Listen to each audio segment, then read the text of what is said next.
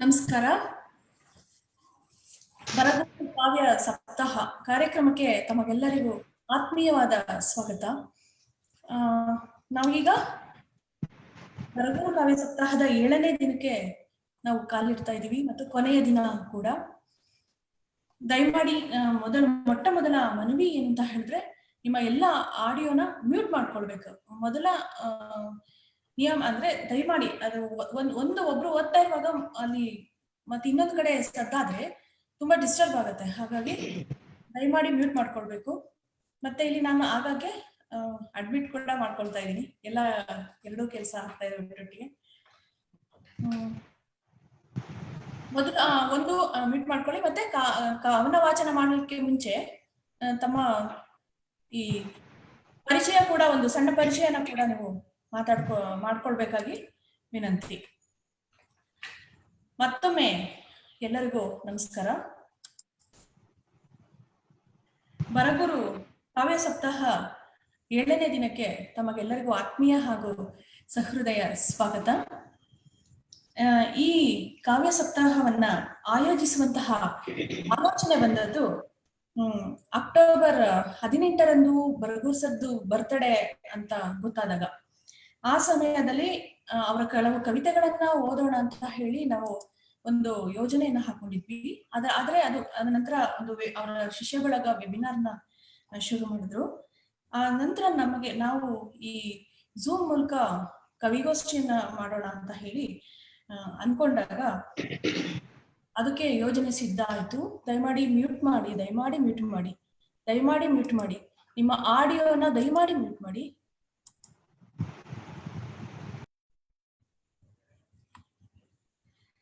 ಕವಿತೆಗಳನ್ನ ಓದೋಣ ಅನ್ನುವಾಗ ಆ ಸಂಪರ್ಕ ಮಾಡಿದ್ದು ಶಂಕರ್ನ ಸುಮ್ಮನೆ ಹಾಗೆ ಒಂದು ಮಾತು ಕೇಳಿದೆ. ನಾವೇ ಒಂದು 10 ಜನ ಎಲ್ಲ ಸೇರ್ಕೊಂಡು ಕವನ ವಾಚನ ಮಾಡೋಣ ಅಂತ ಹೇಳ್ಬಿಟ್ಟು ಅದನ್ನ ಸ್ವಲ್ಪ ಅದು ಸಂಖ್ಯೆ ಜಾಸ್ತಿ ಮಾಡುವ ಅನ್ನುವಾಗ ಒಂದು ಪ್ರಕಟಣೆಯನ್ನ ಕೊಟ್ಟಿದ್ದ. ಆನಂತರ ಅದಕ್ಕೆ ಸ್ಪಂದನೆ ಸಿಕ್ಕಿದ್ದು ಬಹಳಷ್ಟು.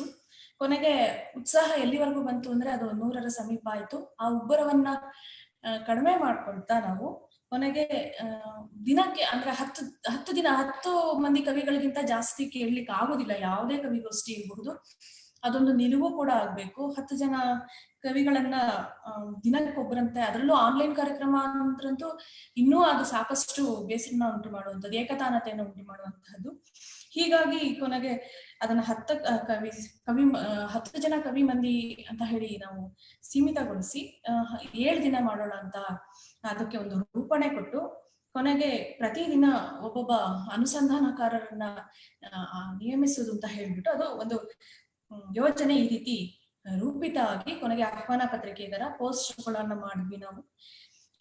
ಅದಕ್ಕೆ ಮೊದಲನೇ ದಿನ ಇವರು ಡಾಕ್ಟರ್ ಬಸವರಾಜ್ ಕಲ್ಗುಡಿ ಅವರು ನಮ್ಗೆ ಉದ್ಘಾಟಕರಾಗಿ ಆಗಮಿಸಿ ಈ ಕಾರ್ಯಕ್ರಮಕ್ಕೆ ಚಾಲನೆಯನ್ನ ಕೊಟ್ಟರು.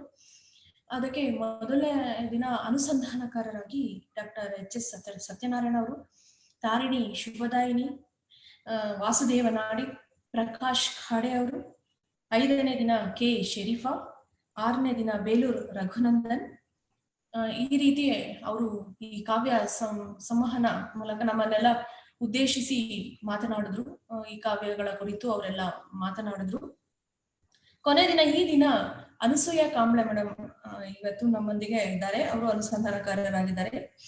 ಹೀಗೆ ಸಾಕಷ್ಟು ಅಂದ್ರೆ ರಾಜ್ಯದ ಬೇರೆ ಬೇರೆ ಕಡೆಯಿಂದ, ಎಲ್ಲಾ ಕಡೆಯಿಂದನೂ ನಾವು ಕವಿಗಳನ್ನ ಒಳಗೊಂಡು ತುಂಬಾ ಜನ, ಅಂದ್ರೆ ಇಲ್ಲಿ ಚಾಮರಾಜನಗರದಿಂದ ಹಿಡಿದು ಮಹಾರಾಷ್ಟ್ರದವರೆಗೆ ಕವಿಗಳನ್ನ ಮತ್ತೆ ಅಥವಾ ವಾಚನ ಆಸಕ್ತರ ಮತ್ತೆ ಜೊತೆಗೆ ಕವಿಗಳ ಮ್ಯೂಟ್ ಮಾಡ್ಕೊಳ್ಳಿ. ಬೇರೆ ಬೇರೆ ಕಡೆಯಿಂದ ಸ್ಪಂದನೆಯನ್ನ ಸಿಕ್ತು. ಸುಮಾರು 70ಕ್ಕಿಂತ 75ರ ಹತ್ತತ್ರ ಅನ್ಸುತ್ತೆ. ಎಲ್ಲಾ ಕವಿ ಸ್ನೇಹಿತರು, ಓದುಗರು ಪದ್ಯವನ್ನ ವಾಚನ ಮಾಡಿದ್ರು. ಅದ್ರಲ್ಲಿ ಹೈಸ್ಕೂಲ್ ಹುಡುಗಿಯಿಂದ ಹಿಡಿದು ವಿವಿಧ ವಯೋಮಾನದ ಲೇಖಕರು, ಆಸಕ್ತರು ಇದ್ರು, ವಿವಿಧ ಹುದ್ದೆಗಳ ಮಂದಿ ಇದ್ರು. ಕೊನೆಗೆ ಎಲ್ಲ ಬೇರೆ ಬೇರೆ ಕೆಲಸಗಳನ್ನ ಮಾಡುವವರಿದ್ರು. ಕೊನೆ ಎಲ್ಲ ಯಾವುದೇ ನಿರ್ಬಂಧ ಇಲ್ಲದೆ ಒಂದು ಕಾರ್ಯಕ್ರಮವನ್ನ ರೂಪಿತಗೊಳಿಸಲಾಯಿತು. ಪ್ರತಿದಿನ ಶಿಸ್ತಾಗಿ ನಾವು 4:45ಗೆ ಈ ಕಾರ್ಯಕ್ರಮಕ್ಕೆ ಆಗ್ತಾ ಇದ್ವಿ.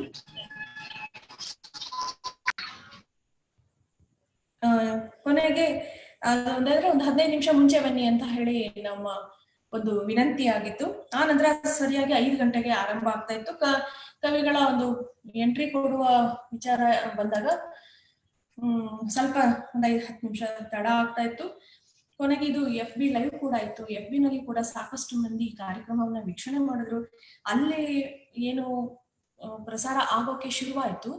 ಆಗ ಬಹಳಷ್ಟು ಬೇಡಿಕೆ ಕೂಡ ಬಂತು, ನಾವು ಓದ್ತಾ ಇದ್ವಿ ಅಂತ ಹೇಳ್ಬಿಟ್ಟು. ಮತ್ತೆ ತುಂಬಾ ಜನ ನೋಡಿದ್ರು ಈ ಕಾರ್ಯಕ್ರಮವನ್ನ. ಬಹಳ ಖುಷಿ ಆಯ್ತು. ಹಾಗೆ ಈ ರೀತಿ ಅದು ಹೆಚ್ಚಿದ್ದು ನೋಡಿದ್ರೆ ಅದು 1 ತಿಂಗಳಿಗೆ ಕೂಡ ವಿಸ್ತರಿಸುವಂತಹ ಯೋಜನೆ ಆಗ್ಬಿಡ್ತಿತ್ತು. ಕೊನೆಗೆ ಈ ರೀತಿ ಕಾರ್ಯಕ್ರಮ ಅದು ನನ್ಗೆ ಅಂದ್ರೆ ವೈಯಕ್ತಿಕವಾಗಿ ಕೆಲವು ಸ್ನೇಹಿತರೆಲ್ಲ ಕೇಳ್ತಾ ಇದ್ರು. ಹೀಗೆ ಮತ್ತೆ ನಾನು ಕೆಲವು ಸ್ನೇಹಿತರನ್ನ ಅನಿಸ್ತೆ ಕೊನೆ ಇದ್ರಲ್ಲಿ ಅಂತ ಹೇಳಿ ಈ ದಿನಕ್ಕೆ. ಹಾಗಾಗಿ ಕೊನೆಗೆ 10-12 ಮಂದಿಯಿಂದ ಆರಂಭ ಆಗ್ತಾ ಇದ್ದಂತಹ ಈ ವಾಚನ ಸಂಖ್ಯೆ ಇವತ್ತು 16-17 ಜನ ಮಂದಿ ಕವಿ ಸ್ನೇಹಿತರು ಇದ್ದಾರೆ. ಈ ಎಲ್ಲ ಕವನಗಳನ್ನ ನಾವು ಕಂಠೇಸದಲ್ಲಿ ಕಾವ್ಯ ಅಂತ ಹೇಳಿ ನಾಡೋಜ ಪ್ರೊಫೆಸರ್ ಬರ್ಗೂರ್ ರಾಮಚಂದ್ರಪ್ಪನವರ ಕಾಂಟೇಸದಲ್ಲಿ ಕಾವ್ಯ ಅಂತ ಹೇಳ್ಬಿಟ್ಟು ಆ ಸಂಕಲನದಿಂದ ಆರಿಸಿಕೊಳ್ಳಲಾಗಿದೆ. ಹಾಗೆ ಈ ಕಾರ್ಯಕ್ರಮಕ್ಕೆ ಆರಂಭವಾಗಿ ನಾನು ರಾಜಶೇಖರ್ ಮೂರ್ತಿ ಅವರನ್ನ ಝೂಮ್ಗೋಸ್ಕರ ವಿನಂತಿಸಿಕೊಂಡಾಗ ಅವರು ಝೂಮ್ ನಮ್ಗೆ ಉಪಯೋಗಿಸ್ಕೊಳ್ಳಿ ಅಂತ ಹೇಳಿ ಅನುಮತಿ ಕೊಟ್ಟಿದ್ದಾರೆ. ಡಾಕ್ಟರ್ ಇವರು ನಾಗಭೂಷಣ್ ಬಗ್ಗನಡು, ತುಮಕೂರು ವಿವಿಯ ಡಾಕ್ಟರ್ ನಾಗಭೂಷಣ್ ಬಗ್ಗನಡು ಹಾಗೆ ನಾಗರಾಜ್ ಅವರ ಸಹಕಾರ ಕೂಡ ಇದ್ದಾರೆ. ನಿನ್ನೆ ಲಕ್ಷ್ಮೀನಾರಾಯಣ ಅವರು ಬಂದು ವೀಕ್ಷಣೆ ಮಾಡಿದ್ರು. ಹಿರಿಯರಾದ DB ರಚಿಯಾ ಅವರು ನಾನು ಇದೇ ಹೋಗ್ತೀನಿ ಅಂತ ತಾವಾಗಿಯೇ ಬಂದ್ರು ಕೇಳಿ. ಹಾಗೆ ಖುಷಿ ಆಯ್ತು ಈ ವಿಚಾರಕ್ಕೆಲ್ಲ. ಉತ್ಸಾಹದಂತೆ ನಮ್ಗೆ. ಹಾಗೆ ಈ ಹೊತ್ತು ಅನಸೂಯ ಕಾಂಬ್ಳೆ ಅವರು ನಮ್ಮ ಅನುಸಂಧಾನಕಾರರಾಗಿ ಇವತ್ತು ಅವನ ಕುರಿತು ಮಾತನಾಡ್ತಾರೆ. ಇನ್ನ ಸಮಾರೋಪ ಭಾಷಣ, ಈಗ ಸಮಾರೋಪ ಭಾಷಣ ಮುಖ್ಯ ವಿಚಾರ ಬಂದಾಗ ನಮ್ಮ GN ಅವರು ಒಂದೇ ಮಾತಿಗೆ ಎಸ್ ಅಂದ್ರು, ಖಂಡಿತವಾಗಿಯೂ ಅಂತ ಹೇಳಿದ್ರು. ಅವಧಿ ಇಂತಹ ಒಂದು ವೆಬ್ಸೈಟ್ ಅನ್ನ ವೆಬ್ ಮ್ಯಾಗಝಿನ್ ಅನ್ನ ರೂಪಿಸಿ ದಶಕಗಳ ಕಾಲ ತಮ್ಮ ಅವಧಿಯನ್ನ ನಡೆಸ್ಕೊಂಡು ಬಂದಂತಹ ಮತ್ತು ಎಲ್ಲಕ್ಕಿಂತ ಹೆಚ್ಚಾಗಿ ಕಿರಿಯರನ್ನ ತುಂಬು ಮನಸ್ಸಿನಿಂದ ಪ್ರೋತ್ಸಾಹಿಸುವಂತಹ, ಅವರನ್ನ ಒತ್ತಾಯದಿಂದ ಭರಿಸುವಂತಹ ವೈವಿಧ್ಯತೆಯನ್ನ ಕಾಯ್ದುಕೊಂಡು ಬಂದಂತಹ ಒಂದು ವಿಶೇಷವಾದ ಕ್ರಿಯಾಶೀಲ ಗುಣದ ನಮ್ಮ GN ಮೋಹನ್ ಸರ್, ರಂಗಕರ್ಮಿ, ಜೊತೆಗೆ ಲೇಖಕರು, ಪತ್ರಕರ್ತರು. ಅವರ ಹುದ್ದೆಯ ನಾನಾ ವೈವಿಧ್ಯವನ್ನ ನಾವು ಕಂಡು ಗೊತ್ತಿದೆ ನಮ್ಗೆ. ಅವ್ರನ್ನ ಮತ್ತೆ ಅವ್ರು ಗೊತ್ತಿಲ್ಲದ ವಿಚಾರನೇ ಇಲ್ವೇನೋ ಅನ್ನೋ ಹಾಗೆ ಬರೀತಾ ಹೋಗುವಾಗ ಅದು ಕೂಡ ಒಂದು ಸೋಜಿಗ. ಈ ತರ GN ಮೋಹನ್ ಸರ್ ನಮ್ಮ ಈ ಕಾರ್ಯಕ್ರಮಕ್ಕೆ ಸಮಾರೋಪಕ್ಕೆ ಕೇಳಿಕೊಂಡಾಗ ಒಂದು ಅಂಜಿಕೆಯಿಂದನೇ ಕೇಳಿದೆ. ಅವರು ಖಂಡಿತವಾಗಿ ಅಂತ ಹೇಳಿದ್ರು. ಅವರು ನಮ್ಮ ನಡುವೆ ಇವತ್ತು ಸಮಾರೋಪವನ್ನು ನಡೆಸಿಕೊಡಲಿದ್ದಾರೆ.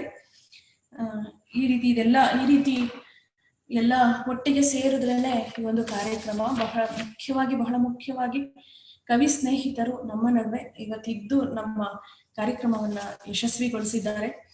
ನಾವೊಂದು ನಿಮಿತ್ತ ಮಾತ್ರ, ಇದೊಂದು ನೆಪ ಮಾತ್ರ. ಬರ್ಗೂರ್ ಸರ್ ಕಾವ್ಯಗಳನ್ನ ಓದುವಂತಹ ಈ ಕಾರ್ಯಕ್ರಮ ಏನಿದೆ ಇದೊಂದು ನೆಪ ಮಾತ್ರ. ಅದನ್ನು ನಡೆಸಿ ನಾವೆಲ್ಲ ನೆಪ, ಆ ನೆಪದಲ್ಲಿ ನೀವೆಲ್ಲ ಒಟ್ಟು ಸೇರಿ ಈ ಕಾರ್ಯಕ್ರಮವನ್ನ ಯಶಸ್ವಿಗೊಳಿಸಿದ್ದೀರಾ, ಯಶಸ್ವಿ ಮಾಡ್ತಾ ಇದ್ದೀರಾ ಕೂಡ ಇವತ್ತು ಕೂಡ. ಹಾಗಾಗಿ ತಮಗೆಲ್ಲ ತುಂಬು ಹೃದಯದಿಂದ ಧನ್ಯವಾದಗಳು ಮತ್ತು ಕೃತಜ್ಞತೆಗಳು. ಈಗ ನಾವು ಕಾರ್ಯಕ್ರಮವನ್ನ ಶುರು ಮಾಡುವ ಸಮಯ. ನಾನು ಕಾರ್ಯಕ್ರಮವನ್ನ ಆರಂಭ ಮಾಡ್ತೇನೆ. ದಯಮಾಡಿ ಕವಿಗಳು ತಮ್ಮ ಮೊದಲು ಮ್ಯೂಟ್ ಮಾಡಿ ಯಾರು ಹೇಳ್ತಾರೋ ಹಾಗೆ ಆ ರೀತಿ ತಮ್ಮ ಸರದಿಯ ಪ್ರಕಾರ ಬಂದಾಗ ಅನ್ಮ್ಯೂಟ್ ಮಾಡ್ಕೊಳ್ಬೇಕು ಅಂತ ಹೇಳಿ ನಾನು ವಿನಂತಿ ಮಾಡ್ಕೊಳ್ತೇನೆ. ಮತ್ತೆ ಇಲ್ಲಿ ಸ್ವಲ್ಪ ಅಡ್ಮಿಟ್ ಮಾಡ್ಕೊಳ್ಳುವಂಥದ್ದು ಆ ರೀತಿ ಮಾಡುವಾಗ ಸ್ವಲ್ಪ ಏರುಪೇರು ಆಗಬಹುದು. ದಯಮಾಡಿ ಅದನ್ನ ನೀವು ಮನಸ್ಸುವಿರಿ ಅಂತ ಹೇಳಿ ಕೇಳ್ಕೊಳ್ತಾ, ದಯಾನಂದ್ ಪಾಟೀಲ್ ಅವರು ಪದೇ ಹೋಗ್ತಾ ಇದ್ದಾರೆ, ಪದೇ ಬರ್ತಾ ಇದ್ದಾರೆ. ಏನು ಸಮಸ್ಯೆ ಇದೆಯಾ?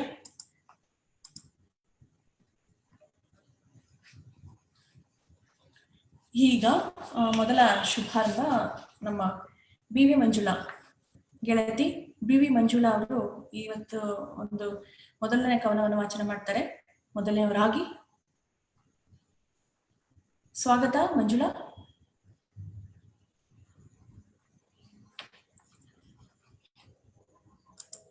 ಮಂಜುಳಾ ಮೊದಲು ಅವ್ರಿಗೆ ಅನ್ಮ್ಯೂಟ್ ಆಪ್ಷನ್ ಕೊಡಿ. ಅನ್ಮ್ಯೂಟ್ ಆಪ್ಷನ್ ಕೊಡಿ. ನೀನೇ ಅನ್ಮ್ಯೂಟ್ ಇದೆಯಲ್ಲ ಮಂಜುಳಾ? ನನಗಿದೆ ಅವ್ರಿಗೆ ಮಾಡಿ. ಈಗ ಬಂದ್ರು ನೋಡಿ. ದಯಮಾಡಿ ಉಳಿದವರು ದಯಮಾಡಿ ಮ್ಯೂಟ್ ಮಾಡ್ಕೊಳ್ಳಿ ಅಂತ. ಮಂಜುಳಾ ಹೇಳಮ್ಮ. ಕೇಳಿಸ್ತಾ ಇದೆಯಾ? ಗೆಳತಿ ಮಂಜುಳಾ ಹಲೋ. ಎಲ್ಲರಿಗೂ ನಮಸ್ಕಾರ. ಮಂಜುಳಾ ಮೇಡಮ್ ಕೇಳಿಸ್ತಿದೆ, ಓದಿ. ಎಲ್ಲರಿಗೂ ನಮಸ್ಕಾರ. ಅರಸಿ ಸಾಂಸ್ಕೃತಿಕ ವೇದಿಕೆ ಮತ್ತು ಮಿಂಚುಳಿ ಪ್ರಕಾಶನದ ಮಮತಾ ಅರಸೀಕೆರೆ ಮತ್ತು ಶಂಕರ್ ಸಿಹಿಮೊಗೆ ಸಾರಥ್ಯದಲ್ಲಿ ನಾಡೋಜ ಡಾಕ್ಟರ್ ಬರಗೂರು ಸರ್ ಅವರ 7ನೇ ದಿನದ ಕಾವ್ಯ ಸಪ್ತಾಹದಲ್ಲಿ ಅವರದೇ ಒಂದು ಪದ್ಯವನ್ನು ಓದಲು ತುಂಬಾ ನಂಗೆ ಹೆಮ್ಮೆ ಆಗ್ತಾ ಇದೆ. ಇದಕ್ಕೆ ಅವಕಾಶ ನೀಡಿದ ಎಲ್ಲರಿಗೂ ಧನ್ಯವಾದಗಳನ್ನು ಹೇಳುತ್ತಾ ಮತ್ತು ಕನ್ನಡ ರಾಜ್ಯೋತ್ಸವದ ಶುಭಾಶಯಗಳೊಂದಿಗೆ, ನಾನು ಮಂಜುಳಾ ಬಿ.ವಿ. ರೈಲ್ವೆ ಇಲಾಖೆಯಲ್ಲಿ ಕೆಲಸ ಮಾಡ್ತಾ ಇದ್ದೀನಿ. ಜೊತೆಗೆ ಕತೆ ಕಾದಂಬರಿ ಓದುವುದು ಮತ್ತು ಚಿಣ್ಣರ ಕಾಜಾಣದ ಮೂಲಕ ಸರ್ಕಾರಿ ಶಾಲಾ ಮಕ್ಕಳಿಗೆ ಸಹಾಯ ಮಾಡೋದು ಮತ್ತು ಅವರಲ್ಲಿ ಕಾವ್ಯದ ಒಂದು ಬೆಳಗನ್ನು ಬರೆಸುವುದು ನನ್ನ ಒಂದು ಹವ್ಯಾಸಗಳಲ್ಲಿ ಒಂದು. ಕವನದ ಶೀರ್ಷಿಕೆ ಹೊಸ ಹೊತ್ತು. ಸಿಡಿದು ಹೋಗಲಿ ತಾರೆ, ನೆಗೆದು ಬೀಳಲಿ ಚಂದ್ರ, ಹೂತು ಹೋಗಲಿ ಹಗಲು, ಬಂದೀತು ನಮಗೆ ಹೊಸ ಹೊತ್ತು. ಬಂದೀತು ನಮಗೆ ಹೊಸ ಹೊತ್ತು, ಕಗ್ಗತ್ತಲು ಕೋಟೆಯಲ್ಲಿ ಹೊಸ ಆಸೆಯ ಹುಟ್ಟು. ಕಗ್ಗತ್ತಲು ಕೋಟೆಯಲ್ಲಿ ಹೊಸ ಆಸೆಯ ಹುಟ್ಟು. ಕತ್ತು ಮುರಿಯುವ ಕತ್ತಲಿಗೆ ಇಟ್ಟೆವು ಭಗ್ಗೆನ್ನುವ ಬೆಂಕಿ. ಕತ್ತು ಮುರಿಯುವ ಕತ್ತಲಿಗೆ ಇಟ್ಟೆವು ಭಗ್ಗೆನ್ನುವ ಬೆಂಕಿ. ಬೆಂದು ಹೋಗಲಿ ಬೂದಿಯಾಗಲಿ, ಸೆರೆ ಕುಡಿಸಿದ ಸಾಧನೆ ಸವಲತ್ತಿನ ಹಂಕಿ. ಸೆರೆ ಕುಡಿಸಿದ ಸಾಧನೆ ಸವಲತ್ತಿನ ಹಂಕಿ. ಭ್ರಮೆ ಬೂದಿಯಲ್ಲಿ ಚಿಗುರೊಡೆಯಲಿ, ಭ್ರಮೆ ಬೂದಿಯಲ್ಲಿ ಚಿಗುರೊಡೆಯಲಿ, ಸರಿ ವಾಸ್ತವದುಸಿರು. ಚಿಗುರೊಡೆಯಲಿ ಸರಿ ವಾಸ್ತವದುಸಿರು. ಯುಗ ಯುಗದಲ್ಲಿ ಮುಗಿಲೆತ್ತರ ತಲೆ ಎತ್ತುವ, ಯುಗ ಯುಗದಲ್ಲಿ ಮುಗಿಲೆತ್ತರ ತಲೆ ಎತ್ತುವ, ಭ್ರಮೆ ಭೂತಕ್ಕೆ ಸಿಡಿಲು, ಭ್ರಮೆ ಭೂತಕ್ಕೆ ಸಿಡಿಲು. ಅವಕಾಶಕ್ಕಾಗಿ ಧನ್ಯವಾದಗಳು. ಧನ್ಯವಾದ ಮಂಜುಳಾ. ನಮ್ಮ ಕಾರ್ಯಕ್ರಮದ ಭಾಗವಾಗಿದ್ದಕ್ಕೆ ವಂದನೆಗಳು. ಲಕ್ಷ್ಮೀಕಾಂತ್ ಮಿರಜ್ಕರ್, ಮುಂದಿನ ಬಾರಿ ಶಿಕ್ಷಕರಾಗಿರುವಂತಹ ಲಕ್ಷ್ಮೀಕಾಂತ್ ಮಿರಜ್ಕರ್.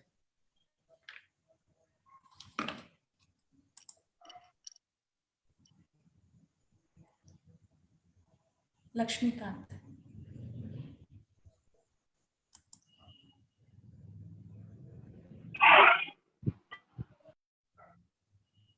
ಲಕ್ಷ್ಮೀಕಾಂತ್ ಅವರಿದ್ದಾರೆ, ಆನ್ಲೈನ್ ಅಲ್ಲಿ ಇದ್ದಾರೆ.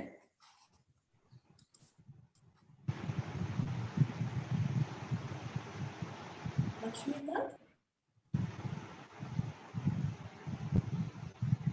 ಲಕ್ಷ್ಮೀಕಾಂತ್ ನಾನು ಅನ್ಮ್ಯೂಟ್ ಮಾಡಿದ್ದೀನಿ, ನಿಮ್ ವಾಯ್ಸ್ ನನ್ಗೆ ಕೇಳಿಸ್ತಾ ಇಲ್ಲ. ಅವ್ರು ಓದ್ತಾ ಇದ್ದಾರೆ ಆದ್ರೆ ಕೇಳಿಸ್ತಾ ಇಲ್ಲ. ನನಗೆ ಮಾಡಿದಿರಿ ಮಮತಾ? ಏನ ಮಮತಾ ನನಗ್ ಮಾಡಿದ್ರಿ ನೀವು? ಅನ್ಮ್ಯೂಟ ಅಲ್ಲಲ್ಲ, ಲಕ್ಷ್ಮೀಕಾಂತ್ ಮಿರಜ್ಕರ್ ನಿಮ್ ವಾಯ್ಸ್ ನನಗೆ ಕೇಳಿಸ್ತಾ ಇಲ್ಲ. ಅವ್ರು ಓದ್ತಾ ಇದ್ದಾರೆ ಆದ್ರೆ ಕೇಳಿಸ್ತಾ ಇಲ್ಲ. ಇಲ್ಲ ಲಕ್ಷ್ಮೀಕಾಂತ್, ಲಕ್ಷ್ಮೀಕಾಂತ್, ಲಕ್ಷ್ಮೀಕಾಂತ್ ಏನು ಕೇಳಿಸ್ತಾ ಇಲ್ಲ. ಲಕ್ಷ್ಮೀಕಾಂತ್ ಅವ್ರೆ ಏನು ಕೇಳಿಸ್ತಾ ಇಲ್ಲ. ಲಕ್ಷ್ಮೀಕಾಂತ್, ಲಕ್ಷ್ಮೀಕಾಂತ್ ಏನು ಕೇಳಿಸ್ತಾ ಇಲ್ಲ. ಸ್ವಲ್ಪ ಸರಿ ಮಾಡ್ಕೊಳ್ಳಿ ಮುಂದಿನ ಬಾರಿ ನಿಮ್ದು. ಓಕೆ ಆಯ್ತಾ? ನಾಗರಿಕ ಸರದಿ ಕುರಿತು ನಾನು ನಾಗರಿಕ ಅವ್ರಿಗೆ ಹಾ ಓಕೆ, ಕೇಳ್ತಾ ಇದೆಯಲ್ಲ? ಆ, ಏನೋ ಅನುಮತಿ ಕೇಳಿದಾರೆ, ಹಾಗಾಗಿ ನಾಗರಿಕ ದಯಮಾಡಿ ಕ್ಷಮಿಸಿ. ಲಕ್ಷ್ಮೀಕಾಂತ್ ಕೇಳಿಸ್ತಾ ಇಲ್ಲ, ನೀವು ಸ್ವಲ್ಪ ಸರಿ ಮಾಡ್ಕೊಳ್ಳಿ. ಹಾ ಮಮತಾ, ಹಾ ಹೇಳಿ ನಾಗರಿಕ. ಗೆಳತಿ ನಾಗರಿಕ ಸರ್ದಿ ನಿಮ್ದು. ಕೇಳ್ತಲ್ಲ? ಹಾ ಕೇಳ್ತಾ ಇದೆಯಲ್ಲ? ಕೇಳಿಸ್ತಾ ಇದೆ, ಹೇಳಿ. ಅರಸಿ ಸಾಂಸ್ಕೃತಿಕ ವೇದಿಕೆ ಗುಮ್ಮಿ ಪ್ರಕಾಶನ ಒಂದು ಒಳ್ಳೆಯ ಕಾರ್ಯಕ್ರಮವನ್ನ ಮಾಡ್ತಾ ಇದೆ. ಮಮತಾ ಅರಸೀಕೆರೆ ನಿನ್ನೆ ನನಗೆ ಫೋನ್ ಮಾಡಿ ಬಹಳ ಅರ್ಜೆಂಟ್ ಅಲ್ಲಿ ಒಂದು ಬರಗೂರು ಕಾವ್ಯ ಸಪ್ತಾಹವನ್ನ ಮಾಡ್ತಾ ಇದ್ದೀವಿ, ಒಂದು ಕವಿತೆಯನ್ನ ಓದಿಸ್ತೀರಾ ಅಂತ ಕೇಳಿದ್ರು. ಶನಿವಾರ ಆದ ಕಾರಣ ನಾನು ಆಯ್ತು ಅಂತ ಒಪ್ಕೊಂಡೆ. ಬಟ್ ಇವತ್ತು ಈಗ ಬಹಳ ಅರ್ಜೆಂಟ್ ಅಲ್ಲಿ ಒಂದು ಕೆಲಸಕ್ಕೆ ಹೋಗ್ಬೇಕಾಗಿದ್ರಿಂದ ನಾನು ನಿಮ್ಮೆಲ್ಲ ಕ್ಷಮೆಯನ್ನ ಕೇಳಿ ಮೊದಲಿಗೆ ಅವಕಾಶವನ್ನು ಮಮತಾ ಕೊಟ್ಟಿದ್ದಾರೆ. ಹಾಗಾಗಿ ಕವಿತೆಯನ್ನ ನಾನು ವಾಚಿಸ್ತಾ ಇದ್ದೇನೆ. ಬರಗೂರು ರಾಮಚಂದ್ರಪ್ಪ ಅವರು ಯಾವಾಗಲೂ ಬಂಡಾಯದ ದನಿಯಲ್ಲಿ ನಮಗೆ ಸದಾ ಹಿತವಾಗ್ತಾರೆ. ಅವರ ಒಂದು ಕವಿತೆ, ನಮ್ಮ ಜೀವ ನಮಗೆ ಬಿಡಿ, ನಮ್ಮ ಜೀವ ನಮಗೆ ಬಿಡಿ, ಹೊಟ್ಟೆಗಂತೂ ಕೂಳು ಇಲ್ಲ, ಹೊಟ್ಟೆಗಂತೂ ಕೂಳು ಇಲ್ಲ, ಬಟ್ಟೆಯಂತೂ ಸಿಕ್ಕಲಿಲ್ಲ, ಬಾಳಿಗಂತೂ ಬಾಯಿ ಇಲ್ಲ, ನಮ್ಮ ನೋವು ಮೀಟಲಿಲ್ಲ, ನಮ್ಮ ಜೀವ ನಮಗೆ ಬಿಡಿ, ಬದುಕಿಗೆ ಕಾಲ ಕೊಡಿ, ಮುಖದ ತುಂಬ ಜೇಡ ಬಲೆ, ನಡೆವ ಬೀದಿ ನಮ್ಮ ನೆಲೆ, ಬಯಲ ಜೇಲಿನಲ್ಲಿ ಬಾಳು, ಗೋಳೆ ನಮ್ಮ ದಿನದ ಕೂಳು, ನಮ್ಮ ಜೀವ ನಮಗೆ ಬಿಡಿ, ಬದುಕಲಿಷ್ಟು ಕಾಲ ಕೊಡಿ, ಕೂತ ಕುರ್ಚಿ ಕಾಲು ನಾವು, ಕೀರ್ತಿ ಸೌಧ ಕಂಬ ನಾವು, ನಿಮಗೆ ಮೆಟ್ಟಿಲಾದೆವು, ಬೊಜ್ಜು ಬಿಟ್ಟ ಪೀಠ ಮದ, ಹೆಜ್ಜೆ ಹೆಜ್ಜೆ ಗೆಜ್ಜೆನಾದ, ನಿಮಗೆ ರಂಗವಾದೆವು, ಬೆನ್ನ ಮೇಲೆ ನಿಮ್ಮ ಬೂಟು, ಎದೆಗೆ ಗುರಿ ನಿಮ್ಮ ಗುಂಡು, ನಮ್ಮ ನೆತ್ತರಿಂದ ನಿಮಗೆ ಹೊಟ್ಟೆ ತುಂಬೀತು, ನಮ್ಮ ಕಣ್ಣ ನೀರು ನಿಮಗೆ ಸ್ನಾನವಾದೀತು.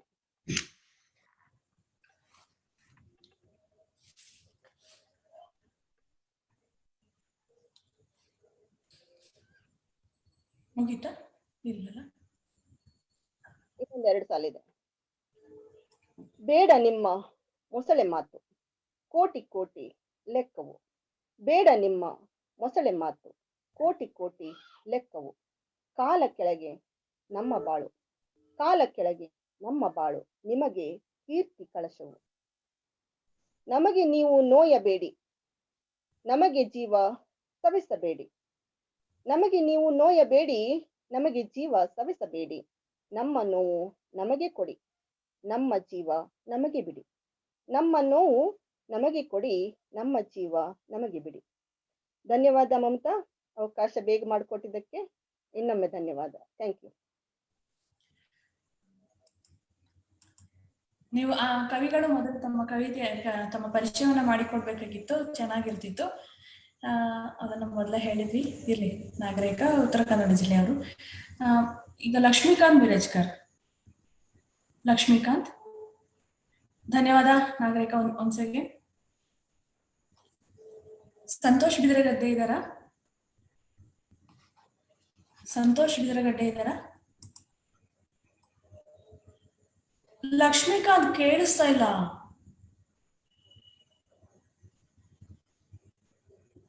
ಇಲ್ಲ ಇಲ್ಲ, ಏನಾಗಿದೆ ಅದು? ಕಾಲ್ ಓವರ್ ಇಂಟರ್ನೆಟ್ ಅಂತ ಒಂದಿರುತ್ತೆ ನೋಡಿ, ಅದನ್ನ ಕೊಟ್ಕೊಂಡಿಲ್ಲ ಅನ್ಸುತ್ತೆ. ನೀವು ವಾಪಸ್ ಹೋಗ್ಬಿಟ್ಟು ಕಾಲ್ ಓವರ್ ಇಂಟರ್ನೆಟ್ ಅಂತ ಬರುತ್ತೆ, ಅದನ್ನ ಮೇಲೆ ಟಚ್ ಮಾಡಿ, ಅದನ್ನ ಮೋಸ್ಟ್ಲಿ ನೀವು ಅದನ್ನ ಆನ್ ಮಾಡ್ಕೊಂಡಿಲ್ಲ.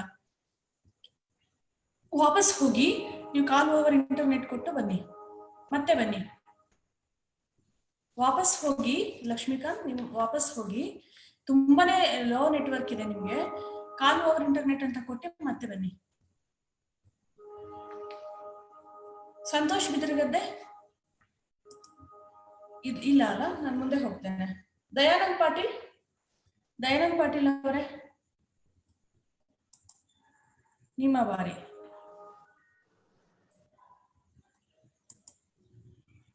ದಯಾನಂದ್ ಪಾಟೀಲ್ ಇದ್ರು ಒಂದು ಅವಾಗ್ಲಿಂದ ಸುಮಾರು ಒಂದು 7-8 ಸಲ ಅವರು ಹೊರಗಡೆ ಹೋಗಿ ಒಳಗಡೆ ಬಂದ್ರು. ಅವ್ರಿಗೆ ಆಡಿಯೋ ಕನೆಕ್ಟ್ ಆಗಿಲ್ಲ ದಯಾನಂದ್ ಪಾಟೀಲ್ ಅವ್ರಿಗೆ. ಮುಂದಿನ ಬಾರಿ ಸಂಗಮೇಶ್ ಕತ್ತಿ. ಇದಾರೆ ಸಂಗಮೇಶ್ ಕತ್ತಿ. ಸಂಗಮೇಶ್ ಅವರೇ, ನಿಮ್ಮ ಆಡಿಯೋನ ಅನ್ಮ್ಯೂಟ್ ಮಾಡಿ. ಸಂಗಮೇಶ್ ಅವರೇ, ನಿಮ್ಮ ಆಡಿಯೋ ಅನ್ಮ್ಯೂಟ್ ಮಾಡಿ.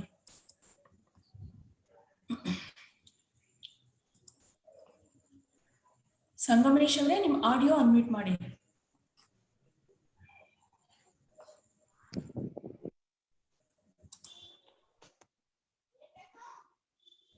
ದಯಾನಂದ್ ಪಾಟೀಲ್ ಅವ್ರಿಗೆ ಆಡಿಯೋ ಕೇಳಿಸಲ್ಲ.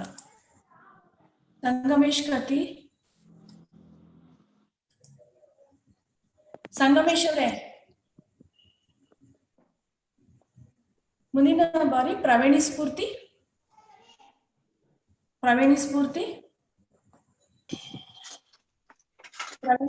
ಇದ್ದಾರಾ?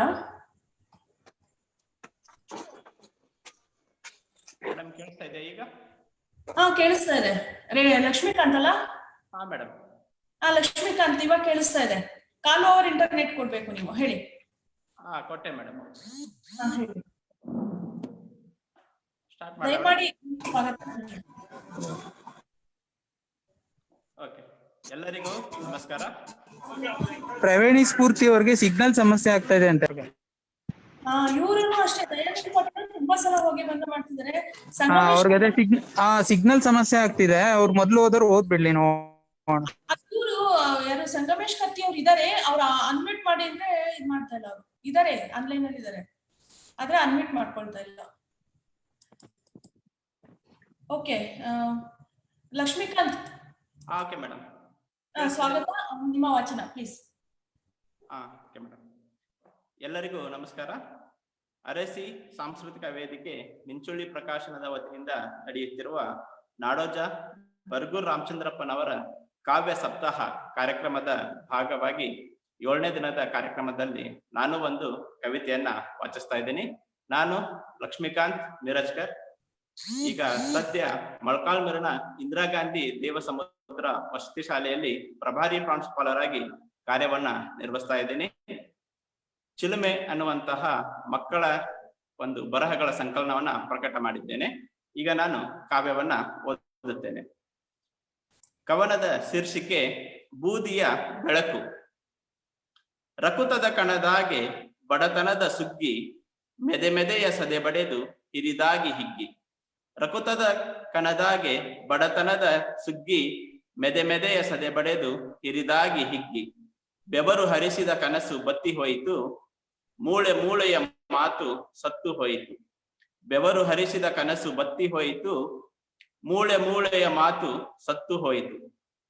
ಮನೆ ಮಡಕೆ ಮಂಚದಲ್ಲಿ ಮನಮನದ ಮೂಲೆಯಲ್ಲಿ ಬುಸುಗುಡುವ ಬರ ಹರಿದು, ಹಸಿರು ಹಾಸಿಗೆಯೆಲ್ಲ ಉರಿದು ಹೋಯಿತು, ಮಣ್ಣ ಕಣಕಣವೆಲ್ಲ ಬೂದಿಯಾಯಿತು. ಮನೆ ಮಡಕೆ ಮಂಚದಲ್ಲಿ ಮನಮನದ ಮೂಲೆಯಲ್ಲಿ ಬುಸುಗುಡುವ ಬರ ಹರಿದು, ಹಸಿರು ಹಾಸಿಗೆಯೆಲ್ಲ ಉರಿದು ಹೋಯಿತು, ಮಣ್ಣ ಕಣಕಣವೆಲ್ಲ ಬೂದಿಯಾಯಿತು. ಬೂದಿ ಬದುಕಿನ ಒಳಗೆ ಉರಿ ಅರಳುವ ಆಸೆ, ಬೂದಿ ಬದುಕಿನ ಒಳಗೆ ಉರಿ ಅರಳುವ ಆಸೆ. ಒಣಮರದ ಮನದಾಗೆ ಹಕ್ಕಿಯಾಗುವ ಆಸೆ, ಒಣಮರದ ಮನದಾಗೆ ಹಕ್ಕಿಯಾಗುವ ಆಸೆ. ಮನೆ ಮೈ ಮನಕ್ಕೆಲ್ಲ ಬಡಿದಂತ ಬರವನ್ನು ಸುಟ್ಟು ಸುವಾಸನೆಯ ಕೊಡುವ ಆಸೆ. ಮನೆ ಮೈ ಮನಕ್ಕೆಲ್ಲ ಬಡಿದಂತ ಬರವನ್ನು ಸುಟ್ಟು ಸುವಾಸನೆಯ ಕೊಡುವ ಆಸೆ. ಬೂದಿಲೆ ಬೆಳಕು ಉರಿಸುವ ಆಸೆ, ಬೂದಿಲೆ ಬೆಳಕು ಉರಿಸುವ ಆಸೆ.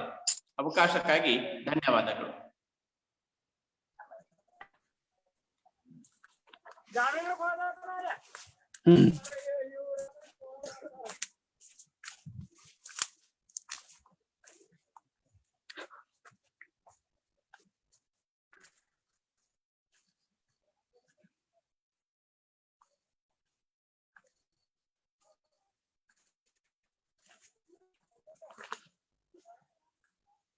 Ba, apa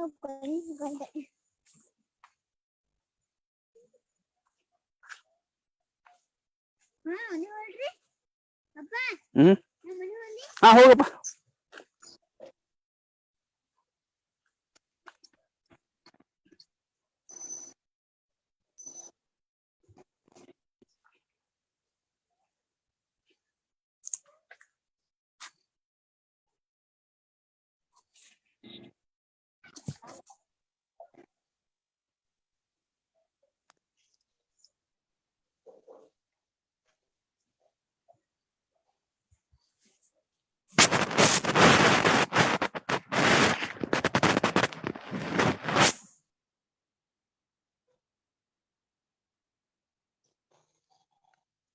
ಮಮತಕ್ಕ ಯಾರು ಓದ್ಬೇಕೀಗ ಪದ್ಯ?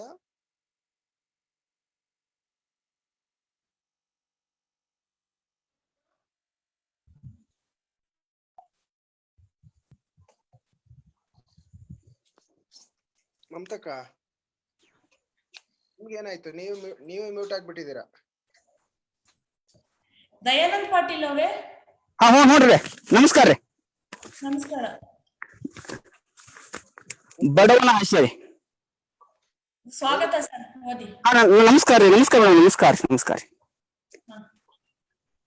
ಬಡವನ ಆಶೆ. ಜೀವ ತುಂಬಿರುವ ಹೂವೆ, ಹಾಡು ಹೊಮ್ಮಿರುವ ಹಗಲು, ಮಾತಾಡುವ ಆಶೆ ನನಗೆ ನಿಮ್ಮೊಂದಿಗೆ.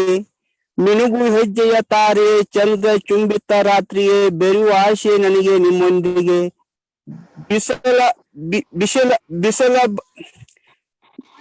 ಬಿಸಿಲ ಬಂಧನ ಮುರಿದು ಹಸಿರ ಹಾದಿಗೆ ಜಿಗಿದು ನಲಿಯುವ ಆಶೆ ನನಗೆ ನಿಮ್ಮೊಂದಿಗೆ.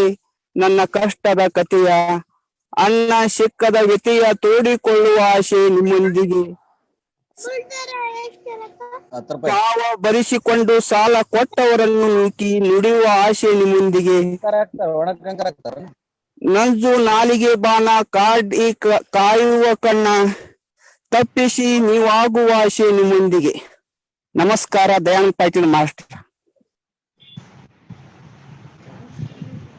ಧನ್ಯವಾದಗಳು ಸರ್, ಕಾರ್ಯಕ್ರಮದ ಭಾಗ ಆಗಿದ್ದಕ್ಕೆ. ನಮಸ್ಕಾರ ಮೇಡಮ್, ಧನ್ಯವಾದಗಳು. ಸಂತೋಷ್ ಬಿದರಗದ್ದೆ ಇದ್ದಾರಾ? ಇಲ್ಲಿ ಕೆಲವರು ಇದಕ್ಕೆ ಫೋನ್ ಇದೆ, ಅದು ಆಡಿಯೋ ಕನೆಕ್ಟ್ ಆಗ್ತಾ ಇಲ್ಲ ಅವ್ರಿಗೆ. ಮುಂದಿನ ಬಾರಿ ಗೆಳತಿ ಸುಜಾತ ಲಕ್ಷ್ಮೀಪುರ. ಗೆಳತಿ ಸುಜಾತ ಲಕ್ಷ್ಮೀಪುರ, ಸ್ವಾಗತ. ಈಗ ನಿಮ್ಮ ಸರದಿ. ದಯಮಾಡಿ ನಾಗರಾಜ್ ಸರ್, ನಿಮ್ಮ ಆಡಿಯೋ ಮತ್ತೆ ವಿಡಿಯೋ ಎರಡು ದಯಮಾಡಿ ಮ್ಯೂಟ್ ಮಾಡ್ಕೊಳ್ಬೇಕು.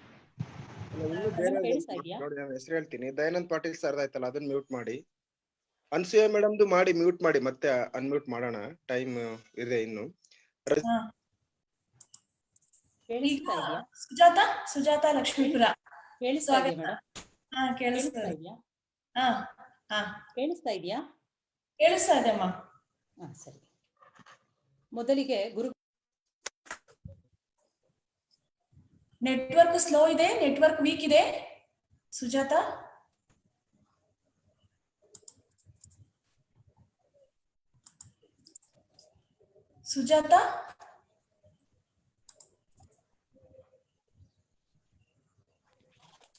ಬರಗೂರು ರಾಮಚಂದ್ರಪ್ಪನವರ ಜನ್ಮದಿನದ ಪ್ರಯುಕ್ತ ನಡೀತಾ ಇರುವಂತಹ ಈ ಕಾವ್ಯ ಸಪ್ತಾಹಕ್ಕೆ ಭಾಗವಹಿಸ್ತಾ ಇರುವಂತಹ ಎಲ್ಲರಿಗೂ ಕೂಡ ನನ್ನ ನಮಸ್ಕಾರಗಳು. ಮೊದಲಿಗೆ ಗುರುಗಳಿಗೆ ಜನ್ಮದಿನದ ಶುಭಾಶಯಗಳು ಮತ್ತು ವಂದನೆಗಳು. ಬರಗೂರು ರಾಮಚಂದ್ರಪ್ಪನವರು ಬಂಡಾಯದ ದನಿ, ಶೋಷಣೆಗೆ ಒಳಗಾದವರ ಪರವಾಗಿ ಸಾಮಾಜಿಕ ಹೋರಾಟಕ್ಕೆ ಇಳಿದಂತಹ ಮಹಾನ್ ನಾಯಕ, ಸಾಂಸ್ಕೃತಿಕ ನಾಯಕ ಅವರು. ಅವರ ಒಂದು ಕವಿತೆ ಉದ್ಧಾರಕ, ಕವಿತೆಯ ಶೀರ್ಷಿಕೆ ಎಲ ಇವನ ಬೂಟಿನ ಟಪಟಪ ಸದ್ದಿನಲ್ಲೂ ಕನ್ನಡದ ಕಂಠವೇ ಕೇಳಿಸುತ್ತಲ್ಲ, ಅದಕ್ಕೆ ಇರಬೇಕು ನಿನ್ನ ಬೂಟು ಬಿಚ್ಚಿ ಸಿಂಹಾಸನದ ಮೇಲಿಡಲು ತಯಾರು ನಮ್ಮ ಭರತರು. ನಿನ್ನ ಬೂಟಿನ ಲೇಸು ಬಿಚ್ಚಲು ಶುರು ಹಚ್ಚಿದರೆ ಸಾಕು, ದಗದಗ ಕಣಯ್ಯ ಕೆಲವರಿಗೆ ಹೊಟ್ಟೆ ಕಿಚ್ಚು. ಅಲ್ಲ ಯಾರಾದರೂ ಮಾಡಿದ್ದಾರೆಯೇ ನೀನು ಮಾಡಿದ ಭಾಷಣಗಳ ಕೊಟ್ಟ ಕರೆಗಳ ಸಂಖ್ಯೆಯಷ್ಟು ಸೇವೆ? ಆ ಹೊಟ್ಟೆ ಕಿಚ್ಚಿನವರು ಮಂತರೆಯ ಹೊಕ್ಕಲೆಂದು ಮುಲಾಜಿಲ್ಲದೆ ಚುಚ್ಚು, ಮತ್ತೆ ಹೆಚ್ಚಾದರೆ ಚಚ್ಚು. ನನಗೆ ಗೊತ್ತು ಆ ರಾಮ ಸತ್ತು ಯುಗಗಳಾದ ಮೇಲೆ ನಿನ್ನದೇ ಅವನಂತ ಪ್ರಪ್ರಥಮ ಅವತಾರ. ಕನ್ನಡಿಗರುದ್ಧಾರ ಅಗಸ ಅಂದುಕೊಂಡನೆಂದು ಆತಂಕಪಟ್ಟ ಆ ರಾಮ. ಅಲ್ಪರಂದುಕೊಂಡರೆ ಏನು ಎಂಬ ನೀನೇ ಸರಿ ಬಲು ಆರಾಮ. ಅಲ್ಪರಂದುಕೊಂಡರೇನಂತೆ ಎಂಬ ನೀನೇ ಸರಿ ಬಲು ಆರಾಮ. ಕೊಟ್ಟ ಮಾತಿಗೆ ಕಟ್ಟು ಬೀಳುವ ಆ ರಾಮನಿಗೆಲ್ಲೋ ತಾಕತ್ತಿಲ್ಲ ತೆಗೆ. ಕೊಟ್ಟ ಮಾತಿಗೆ ಕಟ್ಟು ಬೀಳುವ ಆ ರಾಮನಿಗೆ ತಾಕತ್ತಿಲ್ಲ ತೆಗೆ. ನಿನ್ನದೇ ಸರಿ ರಾವಣ ಕಾರ್ಯವನ್ನಾದರೂ ಮಾಡಿ ರಾಮನೆನಿಸಿಕೊಳ್ಳುವ ಬಗೆ. ನಿನ್ನ ಹಿಂದೆಯೂ ಇದೆ ಸುಗ್ರೀವ ಸೇನೆ. ಪಾಠ ಕಲಿಸಿ ನಂಬಿಗಸ್ತರನ್ನು ಹಾರಿಸಿ ಪೀಠಗಿಟ್ಟಿಸುವ ನಿನ್ನ ಕಲಿತನಕ್ಕೆ ಕೊಡಬೇಕು ಮತ್ತೊಂದು ಪೀಠ, ಅವಾರ್ಡು. ನೀನಾದೆ ಬಿಡು ಬೀದಿ ಬೀದಿಯ ಬೋರ್ಡು. ಅಂದ ಹಾಗೆ ಎಂದು ನಮ್ಮೂರಿಗೆ ನಿನ್ನ ಸವಾರಿ, ಭಕ್ತರಿಗೆ ಬರೆದಿದ್ದೆಯಂತಲ್ಲ ಸಿದ್ಧಗೊಳಿಸಲು ನಗಾರಿ. ಬರಗೂರು ರಾಮಚಂದ್ರಪ್ಪನವರ ಈ ಉದ್ಧಾರಕ ಕವಿತೆ ಯಾವ ಕಾಲ ಯಾವ ಸ್ಥಳದಲ್ಲಾದರೂ ನಡೆಯಬಹುದಾದ ಸರ್ವಾಧಿಕಾರದ ದಬ್ಬಾಳಿಕೆಯ ದರ್ಪವನ್ನ ಲೇವಡಿ ಮಾಡುವಂತಹ ಒಂದು ಕವಿತೆ. ಈ ಒಂದು ಅವಕಾಶವನ್ನ ಮಾಡಿಕೊಟ್ಟಂತಹ ಮಮತಾ ಅರಸೀಕೆರೆಯವರಿಗೆ ಮನಪೂರ್ವಕವಾಗಿ ನಾನು ಧನ್ಯವಾದಗಳನ್ನ ಸಲ್ಲಿಸ್ತೇನೆ. ನಮಸ್ಕಾರಗಳು. ಅವಕಾಶ ಏನಿಲ್ಲ, ಅದು ನಿಮ್ಮೆಲ್ಲರ ಭಾಗವಹಿಸುವಿಕೆಯಿಂದ ಆಗುವಂತಹ ಕೆಲಸ. ಧನ್ಯವಾದಗಳು ಸುಜಾತ ಕಾರ್ಯಕ್ರಮದ ಭಾಗವಾಗಿದ್ದಕ್ಕೆ. ಎಸ್.ಪಿ. ಗೊಂಡಬಾಳ ಅವರು ಗೊಂಡಬಾಳ ಸರ್, ಗಂಗಾವತಿಯ ಎಸ್.ಬಿ. ಗೊಂಡಬಾಳ ಇದ್ದಾರೆ ಅವರು ಆನ್ಲೈನ್ ಅಲ್ಲಿ. ಅನ್ಮ್ಯೂಟ್ ಮಾಡ್ಕೊಳ್ಳಿ ಸರ್. ನಮಸ್ತೆ ಮೇಡಮ್. ನಮಸ್ಕಾರ, ಹೇಳಿ. ನಮಸ್ಕಾರ ಮೇಡಮ್. ಸ್ವಾಗತ. Okay madam. ಓಕೆ. ಆತ್ಮೀಯರೇ, ಎಲ್ಲರಿಗೂ ನಮಸ್ಕಾರ. ನಾನು ಎಸ್.ಬಿ. ಗೊಂಡಬಾಳ್ ಅಂತೇಳಿ ಗಂಗಾವತಿಯಿಂದ ವೃತ್ತಿಯಲ್ಲಿ ಪ್ರೌಢಶಾಲಾ ಶಿಕ್ಷಕನಾಗಿ ಕೆಲಸವನ್ನು ಮಾಡ್ತಾ ಇದ್ದೇನೆ. ಪ್ರವೃತ್ತಿಯಲ್ಲಿ ಕಥೆ ಕವನಗಳನ್ನು ಬರಿತಾ ಗಂಗಾವತಿ ತಾಲೂಕಾ ಕನ್ನಡ ಸಾಹಿತ್ಯ ಪರಿಷತ್ತಿನ ಅಧ್ಯಕ್ಷನಾಗಿ ಕಾರ್ಯವನ್ನು ನಿರ್ವಹಿಸ್ತಾ ಇದ್ದೇನೆ. 78ನೇ ಅಖಿಲ ಭಾರತ ಸಮ್ಮೇಳನ ಗಂಗಾವತಿ ನಗರದಲ್ಲಿ ನಡೆಯಿತು. ಆ 78ನೇ ಅಖಿಲ ಭಾರತ ಸಮ್ಮೇಳನದಲ್ಲಿ ಕಚೇರಿ ಕಾರ್ಯದರ್ಶಿಯಾಗಿ ಕೂಡ ಕೆಲಸವನ್ನು ನಿರ್ವಹಿಸಿದ್ದೆ. ನನಗೆ ಅತ್ಯಂತ ಪ್ರೀತಿಯ ಕವಿಗಳಲ್ಲಿ ಬರಗೂರು ರಾಮಚಂದ್ರಪ್ಪ ಅವರು ಒಬ್ರು. ಅವರ ಕಥೆಗಳನ್ನ ಓದೋದಾಗ್ಲಿ, ಸಿನಿಮಾ ನಿರ್ದೇಶಿತ ಸಿನಿಮಾಗಳನ್ನು ನೋಡೋದಾಗ್ಲಿ, ಅವರ ಇತರ ಎಲ್ಲ ಲೇಖನಗಳನ್ನು ಓದೋದ್ರಲ್ಲಿ ನನಗೆ ತುಂಬಾ ಆಸಕ್ತಿ ಇದೆ. ಅದೇ ರೀತಿ ಒಳಗೆ ಇವತ್ತಿನ ದಿವಸ ನನಗೆ ಇಲ್ಲಿ ಕವನವನ್ನು ವಾಚನ ಮಾಡ್ಲಿಕ್ಕೆ ಅವಕಾಶ ಕೊಟ್ಟಂತ ಮೇಡಮ್ ಮಮತಾ ಮೇಡಮ್ ಅವರಿಗೆ ಹೃತ್ಪೂರ್ವಕವಾದ ಧನ್ಯವಾದಗಳನ್ನು ತಿಳಿಸ್ತೇನೆ. ಅದೇ ರೀತಿಯಲ್ಲಿ ಕವನ ವಾಚನವನ್ನ ನಾನು ಪ್ರಾರಂಭಿಸ್ತೇನೆ. ಡಾಕ್ಟರ್ ಬರಗೂರ್ ಅವರ ಕಟ್ಟಿದವರು ಅನ್ನುವಂಥ ಶೀರ್ಷಿಕೆಯ ಆ ಕವನವನ್ನ ತಮ್ಮ ಮುಂದೆ ವಾಚನವನ್ನು ಮಾಡ್ತಾ ಇದ್ದೇನೆ. ಬಹಳ ಸುಂದರವಾಗಿರ್ತಕ್ಕಂಥ ಕವನ, ಕಟ್ಟಿದವರು. ಯಾರು ಕಟ್ಟಿದರೋ ಈ ಭವ್ಯ ದೇಗುಲ, ಯಾರು ಕಟ್ಟಿದರೋ ಈ ಭವ್ಯ ದೇಗುಲ, ಕೋಟಿ ಜನಗಳ ಹೊಗಳುವ ಈ ಕೋಟೆ ಕೊತ್ತಲ, ಕೋಟಿ ಜನ ಹೊಗಳುವ ಈ ಕೋಟೆ ಕೊತ್ತಲ. ಯಾವ ಚರಿತೆಯೂ ಬರೆಯಲಿಲ್ಲ, ಶಿಲಾಶಾಸನ ಕೊರೆಯಲಿಲ್ಲ, ತಾಳೆ ಗರಿಗಳು ಮಿಡಿಯಲಿಲ್ಲ, ತಾಮ್ರಪಟಗಳು ಹೊಗಳಲಿಲ್ಲ. ಯಾರು ಕಟ್ಟಿದರೋ ಈ ಭವ್ಯ ದೇಗುಲ, ಕೋಟಿ ಜನ ಹೊಗಳುವ ಈ ಕೋಟೆ ಕೊತ್ತಲ. ಕಟ್ಟಿಸಿದಾತನು ಪಟ್ಟದ ಮೇಲೆ ಅಟ್ಟಹಾಸದಲ್ಲಿ ಹೆಸರಾದ, ಕಟ್ಟಿಸಿದಾತನು ಪಟ್ಟದ ಮೇಲೆ ಅಟ್ಟಹಾಸದಲ್ಲಿ ಹೆಸರಾದ, ಕಟ್ಟಿದ 1000 ಜನಗಳ ದುಡಿಮೆಗೆ ಕೂಲಿ ಕೊಟ್ಟವನು ಧಣಿಯಾದ. ಕಟ್ಟಿದ 1000 ಜನಗಳ ದುಡಿಮೆಗೆ ಕೂಲಿ ಕೊಟ್ಟವನು ದಣಿಯಾದ. ಅರಳದ ಮೊಗ್ಗು ಮೊಳೆಯದ ಬೀಜ, ಅರಳದ ಮೊಗ್ಗು ಮೊಳೆಯದ ಬೀಜ, ನೋವಿನ ನಿಜ ಇತಿಹಾಸ, ಬೆಳೆಯುವ ಮೊದಲೇ ಬಲಿಯಾಗುವ ಕನಸು ಕೂಸುಗಳ ಸೆರೆವಾಸ, ಬೆಳೆಯುವ ಮೊದಲೇ ಬಲಿಯಾಗುವ ಕನಸು ಕೂಸುಗಳ ಸೆರೆವಾಸ. ಅತ್ಯಂತ ಪ್ರೀತಿಯ ಒಂದು ಕವನವನ್ನು ವಾಚನ ಮಾಡಿಕೊಟ್ಟಿರ್ತಕ್ಕಂಥ ಮಮತಾ ಮೇಡಮ್ ಅವರಿಗೆ ಹೃತ್ಪೂರ್ವಕವಾದ ವಂದನೆಗಳನ್ನು ಸಲ್ಲಿಸ್ತೇನೆ. ಧನ್ಯವಾದಗಳು ಮೇಡಮ್. ಧನ್ಯವಾದ ಸರ್, ನಿಮ್ಮ ಸಹೃದಯ ಭಾಗವಹಿಸುವಿಕೆಗಾಗಿ ಹಾಗೂ ನಮ್ಮೊಂದಿಗೆ ಇದ್ದುದಕ್ಕಾಗಿ, ಕಾರ್ಯಕ್ರಮದ ಭಾಗವಾಗಿದ್ದಕ್ಕೆ ಧನ್ಯವಾದಗಳು ಮತ್ತು ವಂದನೆಗಳು. ರೇಣುಕಾ ಭಕ್ತರಹಳ್ಳಿ ಇದ್ದೀರಾ? ರೇಣುಕಾ ಅವ್ರಿದ್ದಾರೆ, ಅವ್ರಿಗೆ ಆಡಿಯೋ ಕನೆಕ್ಟ್ ಆಗ್ತಾ ಇಲ್ಲ. ಹಲೋ, ರೇಣುಕಾ ಇದ್ದೀರಲ್ಲ? ಇದ್ದೀನಿ ಮೇಡಮ್. ಆಗ್ಲೇ ನಿಮ್ಗೆ ಆಡಿಯೋ ಕನೆಕ್ಟ್ ಆಗ್ತಾ ಇಲ್ಲ, ನೋಡ್ತಾ ಇದ್ದೆ. ಇಲ್ಲ, ನಾನು ಮ್ಯೂಟ್ ಮಾಡಿದೆ. ಹೌದಾ, ಸ್ವಾಗತ ಮೇಡಮ್ ನಿಮ್ಗೆ. ನಮಸ್ತೆ ಮೇಡಮ್. ವಿಡಿಯೋನ ಆನ್ ಮಾಡ್ಕೊಳ್ತೀರಾ? ಹಾ ಮೇಡಮ್ ಮಾಡ್ತೀನಿ.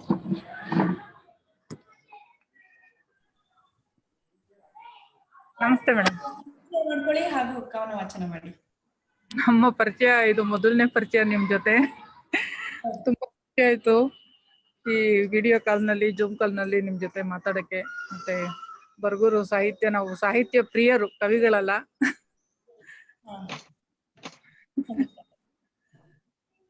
ಇವತ್ತು ನಮ್ಮ ಮಗಳು ಬರ್ತಡೇ ಬೇರೆ ಮೇಡಮ್, ಬಿಸಿ ಇದ್ದೆ ಅದಕ್ಕೆ. ಶುಭಾಶಯಗಳು. ಹೇಳಿ ಮೇಡಮ್.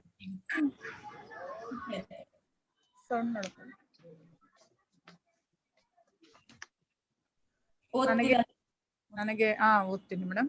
ನನಗೆ ನೀಡಿರುವ ಕವಿತೆ ಸಾಮರಸ್ಯದ ಸಹಿ. ನೆತ್ತರ ಕಡಲಲ್ಲಿ ಉತ್ತರ ಹುಡುಕುವ ಚಿತ್ತದ ಮದರಸ ಸುರಿಯುತ್ತಿದೆ. ಸುಂದರ ವನದಲ್ಲಿ ಚಂದಿರ ಸೊರಗಿ ಕತ್ತಿ ಕಠಾರಿಯ ಬೆಳೆಯುತ್ತಿದೆ. ನೆತ್ತರ ಮಳೆಯಲ್ಲಿ ಕತ್ತಲ ಬೆಳೆಗಳು ತೂಗುವ ತೆನೆಗಳು ಕೆನೆಯುತ್ತಿವೆ. ಮಂದಿರ ಸಿಡಿಲು ಮಸೀದಿ ಗುಡುಗು ಬೆಳಕಿನ ಕಣ್ಣು ಕರಗುತ್ತಿವೆ. ತುಂಬಿದ ಕಣ್ಣಲ್ಲಿ ಕುದಿಯಿತು ಕತ್ತಲು, ಕೆನ್ನೆಯ ಮೇಲೆ ಸಾವಿನ ಸಾಲು. ನರಳುವ ಕರುಳಿಗೆ ಕೊಡುವುದು ಏನು, ಮನೆ ಮನೆ ತುಂಬಾ ಸಾಸಿವೆ ಕಾಳು. ಹಾದಿ ಬೀದಿಯ ತುಂಬಾ ಬಿದ್ದ ಹೂಗಳ ತುಳಿದು ಚಿಮ್ಮಿ ಹಾರಿತು ರಕ್ತ ಜೀವಮುಕ್ತ. ಎತ್ತ ಹೋಯಿತೋ ಎದೆಯು ಹಕ್ಕಿಗಾಡಿನ ಗೂಡು, ಬಿದ್ದ ಕಟ್ಟಡದಲ್ಲಿ ಬೆಂದಾಯಿತೋ ಸಾಮರಸ್ಯದ ಕರೆಗೆ ಸಹಿ ಹಾಕಿತೋ. ಧನ್ಯವಾದಗಳು ಮೇಡಮ್. ಧನ್ಯವಾದಗಳು ಮೇಡಮ್, ನೀವು ಭಾಗವಹಿಸಿದ್ದಕ್ಕಾಗಿ ಕೂಡ ವಂದನೆಗಳು. ಮುಂದಿನ ಬಾರಿ ಆಶಾ ಮುಖ್ಯವಾಗಿ ಕೆಲಸ ಮಾಡ್ತಿರುವಂತಹ ಆಶಾ ಜಗದೀಶ್ ಶ್ರೀಮತಿ. ಸ್ವಾಗತ. ಕೇಳಿಸ್ತಾ ಇದೆಯಾ ಮಮತಾ? ಕೇಳಿಸ್ತಾ ಇದೆಯಾ? ಕೇಳಿಸ್ತಾ ಇದೆ, ಹೇಳಿ ಆಶಾ. ಆಡಿಯೋ ಆನ್ ಮಾಡ್ಕೊಳ್ಬೋದಾ? ನೈಸ್, ಚೆನ್ನಾಗಿದೆ. ಓಕೆ, ಎಲ್ಲರಿಗೂ ನಮಸ್ಕಾರ. ಮೊದಲಿಗೆ ನಮ್ಮ ಬರಗೂರು ರಾಮಚಂದ್ರಪ್ಪ ಅವರಿಗೆ ಒಂದು ಶುಭಾಶಯ ಕೋರ್ಲಿಕ್ಕೆ ಮತ್ತೆ ವಂದನೆಗಳನ್ನ ತಿಳಿಸ್ಲಿಕ್ಕೆ ಇಷ್ಟಪಡ್ತೀನಿ. ನಂತರದಲ್ಲಿ ನಾನು ಇವತ್ತು ಅವರದೊಂದು ಕವಿತೆಯನ್ನ ವಾಚನ ಮಾಡ್ತಿದ್ದೀನಿ. ನನ್ನ ಹೆಸರು ಆಶಾ ಜಗದೀಶ್. ನಾನು ಚಿಕ್ಕಬಳ್ಳಾಪುರ ಜಿಲ್ಲೆಯ ಗೌರಿಬಿದನೂರು ತಾಲೂಕಿನಲ್ಲಿ ಶಿಕ್ಷಕಿಯಾಗಿ ಕೆಲಸ ಮಾಡ್ತಾ ಇದ್ದೇನೆ. ನಾನು ಕಥೆ, ಕವಿತೆ, ಅಂಕಣ ಬರಹ ಹೀಗೆ ಬರಿತಾ ಬಂದಿದ್ದೀನಿ. ಮತ್ತೆ ನನ್ನ 3 ಪುಸ್ತಕಗಳು ಪ್ರಕಟ ಆಗಿದೆ ಇಲ್ಲಿವರೆಗೆ. ನಾದಾನುಸಂಧಾನ ಅನ್ನುವಂತಹ ಒಂದು ಕವನ ಸಂಕಲನ, ಮತ್ತೆ ಅದು ಅಂಕಣ ಬರಹದ ಪುಸ್ತಕ, ಮತ್ತೆ ಮೌನ ತಂಬೂರಿ ಅಂತ ಕವನ ಸಂಕಲನ, ಮತ್ತೆ ಇತ್ತೀಚೆಗೆ ಮಳೆ ಮತ್ತು ಬಿಳಿ ಬಟ್ಟೆ ಅಂತ ಒಂದು ಕಥಾ ಸಂಕಲನ ಸಹ ಪ್ರಕಟ ಆಗಿದೆ. ಇವತ್ತು ನಾನಿಲ್ಲಿ ಬರಗೂರು ರಾಮಚಂದ್ರಪ್ಪ ಅವರ ಒಂದು ಕವಿತೆಯನ್ನ ಓದ್ತಿದ್ದೀನಿ. ಆ ಒಂದು ಕವಿತೆಯ ಶೀರ್ಷಿಕೆ ಹಳ್ಳಿ. ಬೆಂಗಳೂರಿನಲ್ಲಿ ಬುದ್ಧಿಯ ಬಿಸಿ ಬೇಳೆ ಬಾತು ತಿನ್ನುತ್ತಾ ಸಂಕೀರ್ಣ ಅಸಂಗತ ಹಾಳು ಮೂಳು ಹೂತು ತಲೆ ತಪ್ಪಲೆಗೆ ಸುಟ್ಟುಗ ತಿರುವುತ್ತಾ ಹೊಟ್ಟೆಯಲ್ಲಿ ಹೂವರಳಿತ ಹೊರಟವನ್ನು ಹಳ್ಳಿಗೆ ಹೋದಾಗ ಭ್ರಮೆ ಬಿಳುಚಿಕೊಂಡಿತು. ಚೌಕಟ್ಟಿಲ್ಲದ ಊರ ಬಾಗಿಲು, ನೆಲ ಮುಗಿಲು, ಪ್ರೈಮರಿ ಶಾಲೆಯಲ್ಲಿ ಶಾರದೆಗೆ ಸೀರೆ ಉಡಿಸುವ ಸಡಗರ, ಗೋಡೆಗಳ ಕಟ್ಟು ಕಳಚಿ ಗಾಳಿ ಬೆಳಕು ಅಗಾಧ ಮೇಲು ಕೀಳು ತಲೆ ಕೆಳಗು ಮಾಡಿದ ಏಕೈಕ ವೇದಿಕೆ, ಎಲ್ಲ ತರ ಗತಿಗಲ್ಲೆ ಸ್ಥಾನಮಾನ, ಒಂದೊಂದ ಒಂದು ಒಂದಕ್ಕೆ ಸ, ಬಸವ ಕಮಲ ಜಿಗುಡ್ದ ಸ ಇತ್ಯಾದಿ ಹ್ರಸ್ವ ದೀರ್ಘ ವೀಥ್ಯ ಸ್ವರಮೇಳ ಸರಸ್ವತಿ ಪೂರ ಸಂಧಿ ಗೊಂದಿಗಳಲ್ಲಿ ನೆಲಕ್ಕೆ ಕಾಲರ ಕಕ್ಕಿತು. ಗಾರೆ ನೆಲ ಉಪ್ಪು ಉಕ್ಕಿತ್ತು. ಬೀದಿಯಲ್ಲೆಲ್ಲ ಭಾರತ ದರ್ಶನ. ಹಿಟ್ಟಿನ ಸೀಕು ತಿನ್ನುತ್ತಾ ನಿಂತ ಸಿಂಬಳ ಬುರುಕ ತಲೆ ಕೆರುಕ, ಮೂಳೆ ಚಕ್ಕಳ ತಂಡ ತಂಡದ ಭವಿಷ್ಯ ಇಕ್ಕಳದಲ್ಲಿ ಬತ್ತಲೆ. ಗ್ರಾಮ ಗಿರಣಿಯಲ್ಲಿ ಮೈ ತಳೆದ ಬೆರಣಿ, ಬಾಳು ಬಿಡಿಸುತ್ತಾ ಬಂದ ಸೊನ್ನೆ ಸರಣಿ, ನೊಗ ಹೊತ್ತು ಹೊರಟ ಬಡ ಎತ್ತಿನ ಕತ್ತು ಹುಣ್ಣು, ಗೋಣಿ ತಾಟಿನಲ್ಲಿ ಗೋವಿನ ಮೈ ನೀಟು ಮಾಡುವ ಹೆಣ್ಣು, ಇಲ್ಲದ ಹಾಲಿಗೆ ಕೆಚ್ಚಲು ಕಚ್ಚಿ ಚಪ್ಪರಿಸುವ ಕರುವಿನ ಹಿಂದೆ ನಿಂತು ಮೂಸಿ ನೋಡುವ ನಾಯಿ. ಕಂಡು ಕಲ್ಲು ಎಸೆಯಲೇ ಎಂದುಕೊಂಡಾಗ ಹಳ್ಳಿಗೆ ಹೆರಿಗೆ ಮಾಡಿಸಲು ಪ್ರಮಾಣ ವಚನ ಸ್ವೀಕರಿಸಿದ ಪುಢಾರಿ ಹಲ್ಲುಕಿಸಿದ. ಮೈತುಂಬಾ ಯೋಜನೆಯ ಮ್ಯಾಪು ಮುದ್ರಿಸಿಕೊಂಡು ಮಾರುದ್ದ ಮಾತು ಹೊಸೆದ. ಚೆಲ್ಲಿನ ನೀರು ನಿಂತ ಕೊಚ್ಚೆ ಕಾಲುವೆಗೆ ಯಾರೋ ಒಬ್ಬ ಸತ್ತ ಇಲಿ ಹೆಗ್ಗಣ ಎಸೆದ. ಚಾವಡಿಯ ಚಂದ್ರಯಾನದ ಚರ್ಚೆಯಲ್ಲಿ ಪೂಜಾರಿ ಪಾತ್ರ ಎಷ್ಟು ಗಾತ್ರ, ಬೀಡಿಯ ಒಂದೊಂದು ದಮ್ಮಿಗೂ ತರಾವರಿ.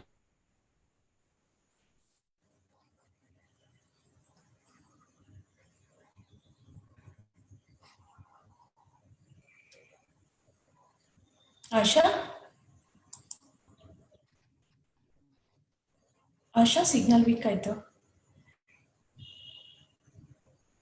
ಆಶಾ ಕೇಳಿಸ್ತಾ ಇಲ್ಲ.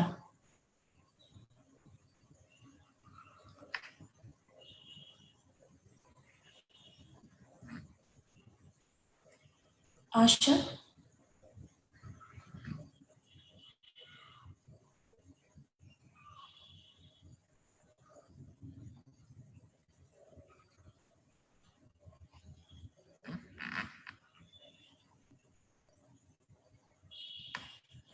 ಆಶಾ ಕೇಳಿಸ್ತಾ ಇಲ್ಲ.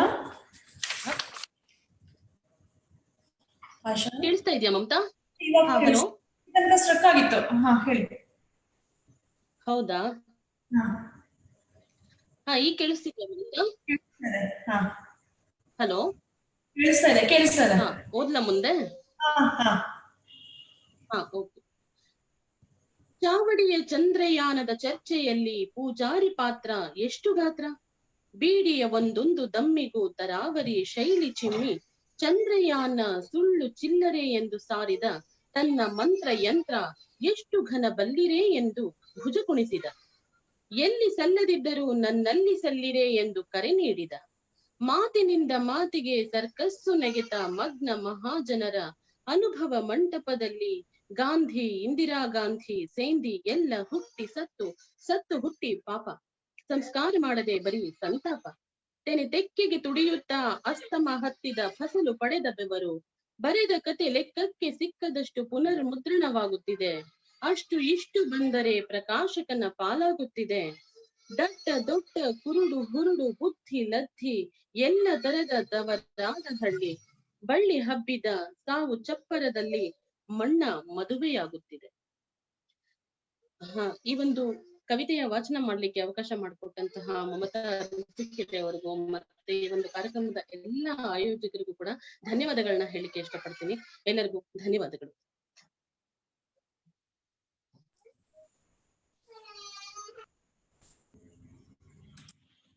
ಧನ್ಯವಾದ ಆಶಾ, ನಮ್ಮ ಕಾರ್ಯಕ್ರಮದ ಭಾಗವಾಗಿದ್ದಕ್ಕೆ ಕೃತಜ್ಞತೆಗಳು ಕೂಡ. ಮುಂದಿನ ಬಾರಿ ರೇಖಾ ಭಟ್.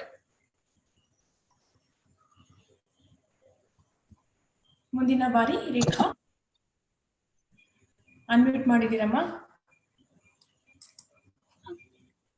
ರೇಖಾ ಅನ್ಮ್ಯೂಟ್ ಮಾಡಿದ್ದೀರಾ? ಹಾ ಮಾಡಿದೀನಿ. ಕೇಳಿಸ್ತಾ ಇದೆಯಾ? ಕೇಳಿಸ್ತಾ ಇದೆ ರೇಖಾ. Thank you. ಎಲ್ಲರಿಗೂ ನಮಸ್ಕಾರ. ನಾನು ರೇಖಾ ಭಟ್, ಉತ್ತರ ಕನ್ನಡ ಜಿಲ್ಲೆಯ ಯಲ್ಲಾಪುರ ತಾಲೂಕಿನಲ್ಲಿ ಪ್ರಾಥಮಿಕ ಶಾಲಾ ಶಿಕ್ಷಕಿಯಾಗಿ ಸೇವೆ ಸಲ್ಲಿಸ್ತಾ ಇದ್ದೇನೆ. ಗಾಯನ ಮತ್ತೆ ಬರವಣಿಗೆ ನನ್ನ ಒಂದು ಆಸಕ್ತಿಯ ಕ್ಷೇತ್ರ.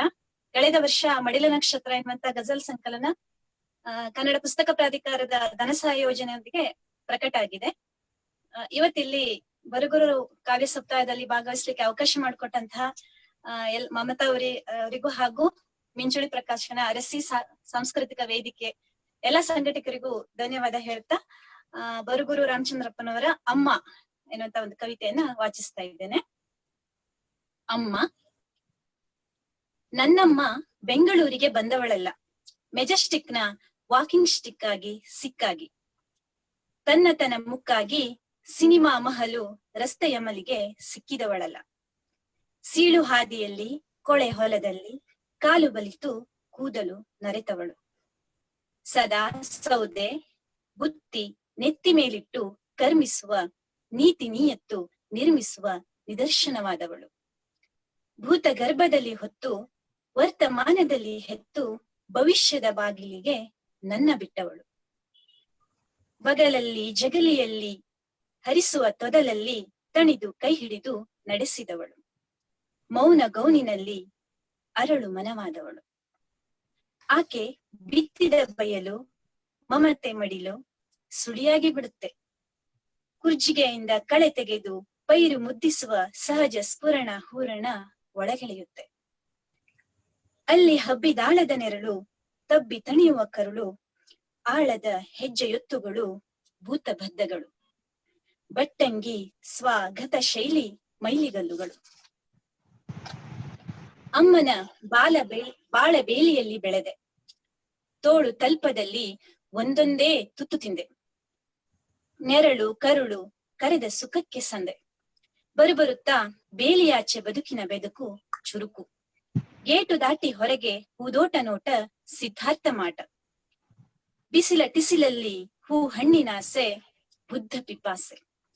ಹುಡುಕುತ್ತಾ ಹೊರಟವನನ್ನು ಬೇಲಿ ಬಿದ್ದು ನೋಡುತ್ತಾಳೆ, ಭವಿಷ್ಯ ತಿನಿಸು ಕನಸುತ್ತಾಳೆ.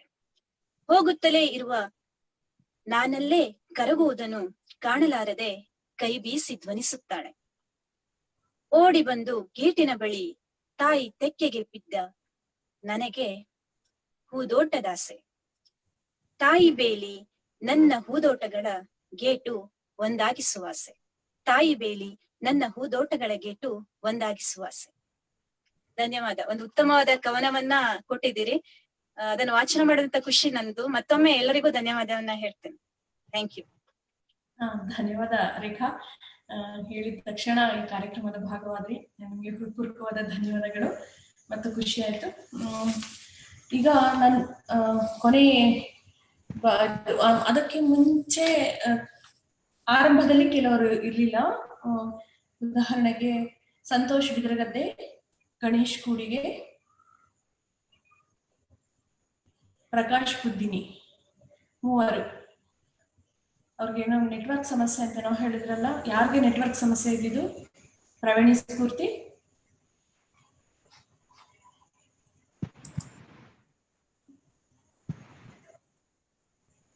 ಇದ್ದೀರಲ್ಲ?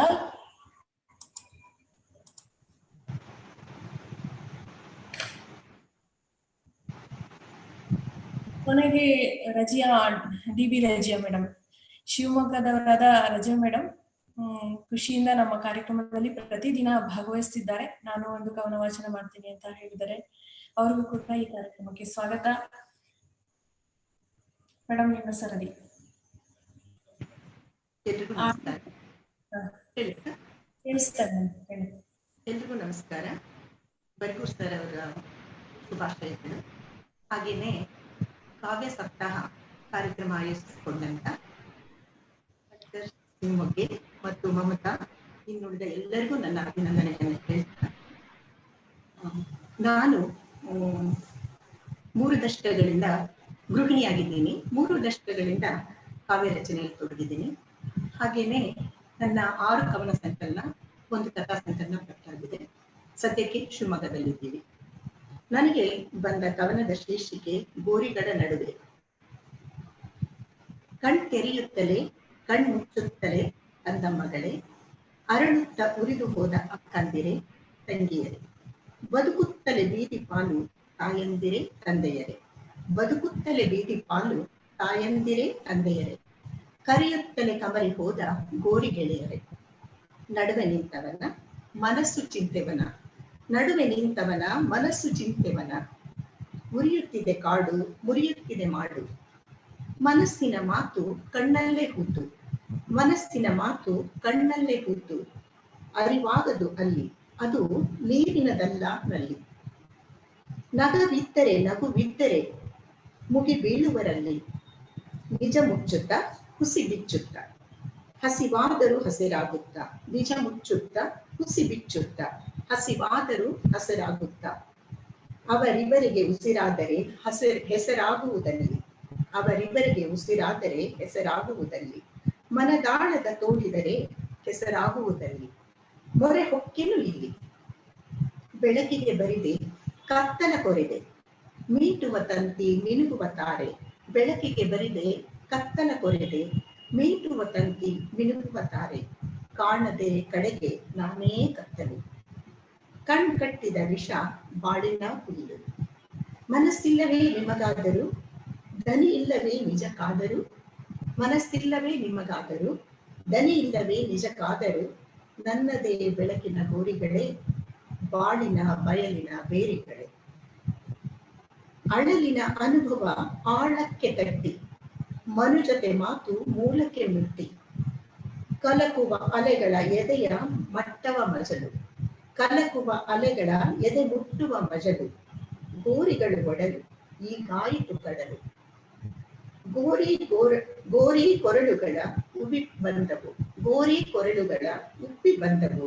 ಬೆಂದ ಮನಸ್ಸನ್ನು ತಬ್ಬಿ ನಿಂದವು, ತೇವಗೊಳಿಸುತ್ತಾ ತೆರಳು ಎಂದವು. ಬಾಳಿನ ಹರಿತಕ್ಕೆ ಮರಳು ಎಂದವು, ಬಾಳಿನ ಹರಿತಕ್ಕೆ ಮರಳು ಎಂದವು. ಗೋಳಿನ ಇರ್ತಕ್ಕೆ.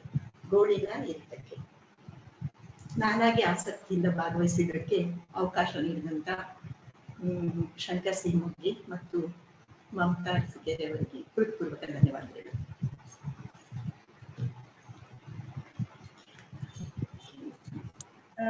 ಧನ್ಯವಾದ ಮೇಡಮ್. ನಿಮ್ಮ ಹಿರಿತನ, ನಿಮ್ಮ ದೊಡ್ಡತನ ಈ ಕಾರ್ಯಕ್ರಮಕ್ಕೆ ನಮ್ಮ ಭಾಗವಾದ್ರಿ. ಧನ್ಯವಾದ ಮತ್ತೊಮ್ಮೆ. ಈಗ ನಾನು ಅನುಸಂಧಾನಕಾರರ ಮೇರೆಗೆ ಮತ್ತೆ ಎಲ್ಲರ ಅನುಮತಿ ಮೇರೆಗೆ ನಾನೊಂದು ಕವನವನ್ನು ವಾಚನ ಮಾಡ್ತೇನೆ.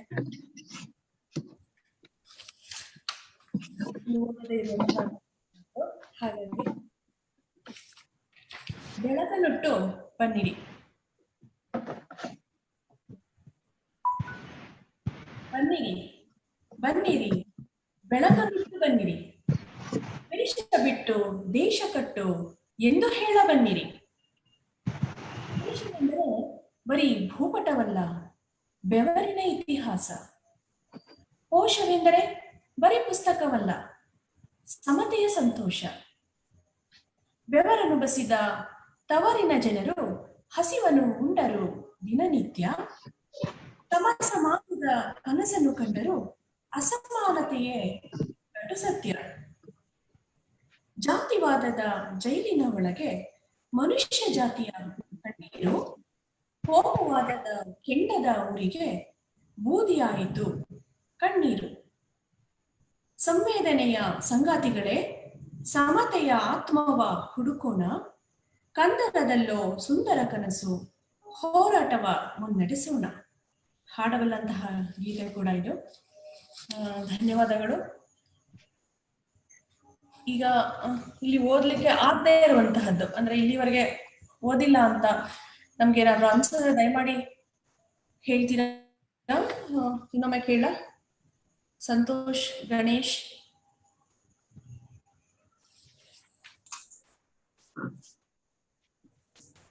ನಾವೀಗ ನೇರವಾಗಿ ನಮ್ಮ ಅನಸೂಯ ಕಾಂಬ್ಳೆ ಮೇಡಮ್ ಹತ್ರ ಹೋಗೋಣ.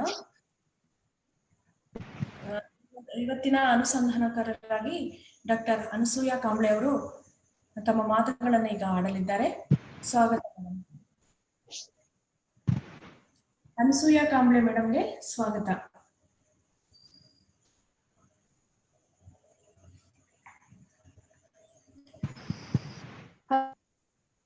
Hello hello. ಹಾ, ಕೇಳಿಸ್ತಾ ಇದೆ ಅನಸೂಯ ಮೇಡಮ್. ಹಾ, ಕೇಳಿಸ್ತಾ ಇದೆ ಮಮತವ್ರೆ. ಒಂದ್ ನಿಮಿಷ. ಅನಸೂಯ ಕಾಂಬ್ಳೆ ಮೇಡಮ್ಗೆ ಸ್ವಾಗತ. ನಮಸ್ತೆ, ಎಲ್ಲರಿಗೂ ನಮಸ್ಕಾರ. 100ರ ಕಾವ್ಯ ಸಪ್ತಾಹ ಒಂದು ವಿಶಿಷ್ಟ ಕಾರ್ಯಕ್ರಮ ಆಯೋಜಿಸಿದ ವೇದಿಕೆ ಹಾಗೂ ಮಿಂಚೋಳಿ ಪ್ರಕಾಶನದ ಸ್ನೇಹಿತರು ಬಹಳ ಉತ್ಸಾಹದಿಂದ 7 ದಿನಗಳವರೆಗೆ ನಡೆಸಿರುವಂತಹ ಮಮತಾ ಅವರ ಸುಮಾರು ಭಾಷಣವನ್ನು ಮಾಡಿರುವಂತ ಚಿಂತಕರಾಗಿರುವಂತ ಜಿ.ಎನ್. ಮೋಹನ್ ಸರ್ ಅವರೇ, ಮಮತಾ ಅರಸಿಕೆರೆ ಅವರೇ, ಶಂಕರ್ ಶಿವಮೊಗ್ಗಿ ಅವರೇ, ಸಹೋದರ ರಾಜಶೇಖರ್ ಮೂರ್ತಿ ಅವರೇ, ಡಾಕ್ಟರ್ ನಾಗಭೂಷಣ್ ಬಗ್ಗನಡು ಸರ್ ಅವರೇ ಹಾಗೂ ON ಅವರೇ, ಹಿರಿಯರಾದಂತ ಅಜಯ ಮೇಡಮ್ ಅವರೇ, ಇಲ್ಲಿ ಇದುವರೆಗೆ ಕಾವ್ಯ ವಾಚನವನ್ನ ಮಾಡಿರುವಂತ ಎಲ್ಲ ಸಹೋದರ ಸಹೋದರಿಯರೇ, ಹರ್ಷಿತಾ ಸ್ವಲ್ಪ ಬೇಗ ಅದು ಅವಧಿ ಲ್ಯಾಂಪ್ ಕೊಡಿ. ಇದುವರೆಗೆ ನೀವು ಸುಮಾರು ಕವಿಗಳನ್ನು ಕೇಳಿದ್ರೆ, 7 ವಚನಗಳನ್ನು ಕೇಳಿ ಆ ಬಗ್ಗೆ 7 ದಿನಗಳ ಅನುಸಂಧಾನ ಮಾಡಿದಂತ ಎಲ್ಲ ಸಹೋದರಿಯರ ಮಾತನ್ನು ಕೇಳ್ತೀರಿ. ಅವರನ್ನು ಕೂಡ ನಾನು ಡ್ಯೂಟಿ ಇರೋ ಕಾರಣ ಒಂದ್ ದಿವ್ಸ ಮಾತ್ರ ಭಾಗವಹಿಸಿದ್ದೆ. ಭಾಗವಹಿಸ್ತಾ ಇದ್ದೀನಿ. ಬರಗೂರು ಅವ್ರ ಬಗ್ಗೆ MPhil ಮಾಡಿರೋದ್ರಿಂದ ಎಲ್ಲರಿಗೂ ಕೇಳಿಸ್ತಾ ಇದೆಯಾ? ಅನ್ಸೂಯ ಕಟ್ ಕಟ್ ಆಗ್ತಿದೆ, ಅಂದ್ರೆ ಸ್ವಲ್ಪ ಡಿಸ್ಟರ್ಬೆನ್ಸ್ ಇದೆ ವಾಯ್ಸ್ ಅಲ್ಲಿ. ಸಾರಿ ನಿಮ್ಗೆ ಮದುವೆ ಅಥವಾ ಎಲ್ಲರಿಗೂ ಕೇಳಿಸ್ತಾ ಇದೆಯಾ ಅಥವಾ? ಸುಜಾತಾ ಮತ್ತೆ ಯಾರಿಗೆ ಕೇಳಿಸ್ತಾ ಇದೆ ಅವ್ರು ಹೇಳಿ. ಕೇಳಿಸ್ತಾ ಇದೆಯಾ? ಕೇಳಿಸ್ತಾ ಇದೆ ಅಂತ. ಡಿಸ್ಟರ್ಬೆನ್ಸ್ ಇಲ್ವಾ ಅವ್ರ ವಾಯ್ಸ್ ಅಲ್ಲಿ? ವಾಯ್ಸ್ ಕಟ್ ಕಟ್ ಆಗ್ತಾ ಇದೆ ಅವ್ರದ್ದು. ಡಿಸ್ಟರ್ಬೆನ್ಸ್ ಇದೆ ಮೇಡಮ್. ಅನ್ಸೂಯ ಮೇಡಮ್ ಸ್ವಲ್ಪ ಡಿಸ್ಟರ್ಬೆನ್ಸ್ ಇದೆ.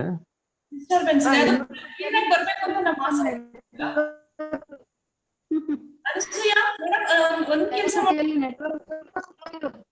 ಅನ್ಸೂಯ ಒಂದ್ ಕೆಲಸ ಮಾಡ್ಬೋದು ಅಂದ್ರೆ ಆಡಿಯೋ ವಿಡಿಯೋನ ಆಫ್ ಮಾಡ್ಕೊಳ್ಳಿ ಅಂತ ಹೇಳ್ಬೋದು. ಆದ್ರೆ ನೀವು ನಮ್ಗೆ ಕಾಣಿಸ್ಲೇಬೇಕು, ಏನ್ ಮಾಡ್ಬೋದು ಗೊತ್ತಾಗ್ತಿಲ್ಲ. ಆದ್ರೆ ಸ್ವಲ್ಪ ಡಿಸ್ಟರ್ಬೆನ್ಸ್ ಇದೆ, ನೆಟ್ವರ್ಕ್ ಸಮಸ್ಯೆ ಇದೆ. ವಿಡಿಯೋ ಆಫ್ ಮಾಡಿದ್ರೆ ನೆಟ್ವರ್ಕ್ ಸರಿ ಇದಾಗತ್ತೆ, ಆದ್ರೆ ನಿಮ್ಮ ಆಡಿಯೋ ಮಾತ್ರ ಕೇಳಿಸುತ್ತೆ ಅವಾಗ. ಆದ್ರೆ ನಮ್ಗೆ ವಿಡಿಯೋ ಕೂಡ ಬೇಕಾಗಿದೆ ನೋಡಿ. ಆದಷ್ಟು ಟ್ರೈ ಮಾಡಿ, ಪ್ರಯತ್ನ ಮಾಡಿ.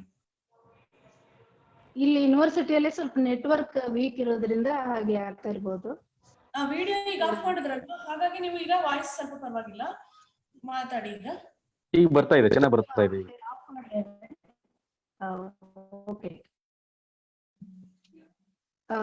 ಬರಗೂರ ಕಾದಂಬರಿಗಳ ಕುರಿತು ನಾನು MPhil ಮಾಡಿರೋದ್ರಿಂದ ಇಡಿಯಾಗಿ ಅವರ ಸಾಹಿತ್ಯವನ್ನ ಓದ್ಕೊಳ್ಳುವಂತ ಒಂದು ಅವಕಾಶ ನನಗೆ ಸಿಕ್ತು. ಜೊತೆಗೆ ಬರಗೂರರ ಒಡನಾಟ ಮತ್ತು ಅವರ ಮಾರ್ಗದರ್ಶನ ಸಿಕ್ಕಿದ್ರಿಂದ ಅವರ ವಿಚಾರಧಾರೆಗಳು ನನ್ನನ್ನು ಹೆಚ್ಚು ಬೆಳೆಸಲಿಕ್ಕೆ ಸಾಧ್ಯ ಅಂತ ಮೊದಲಿಗೆ ಆರಂಭದಲ್ಲಿ ನಮಸ್ಕಾರಗಳನ್ನು ಹೇಳ್ತೀನಿ.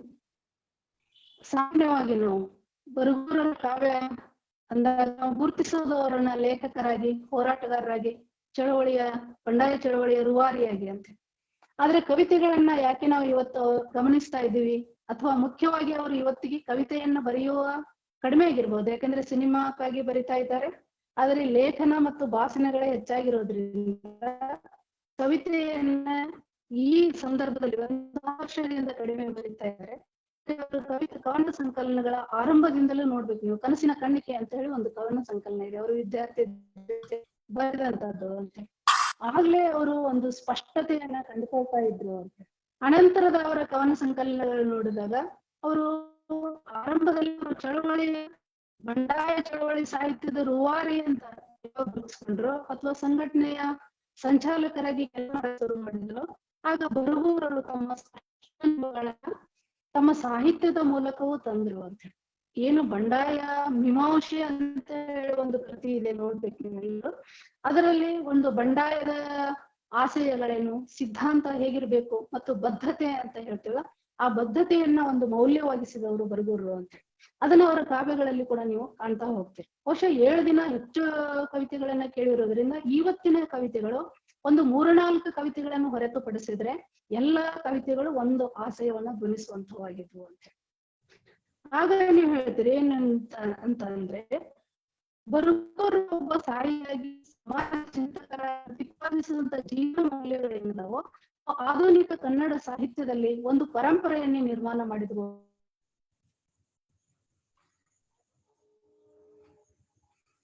ಅಂತ ಹೇಳಿ ಇವತ್ತು ಸಾಹಿತ್ಯ ಎಲ್ಲವನ್ನ ಪ್ರಭಾವ ವಲಯದೊಳಗೆ ಸ್ವೀಕರಿಸಿ ಸಮತೋಲನಗಳಿಗೆ ಅಗತ್ಯವಾದಂತ ಸಿದ್ಧಾಂತಗಳನ್ನ ರೂಪಿಸಿದವರು ಬರಗೂರು ಸರ್.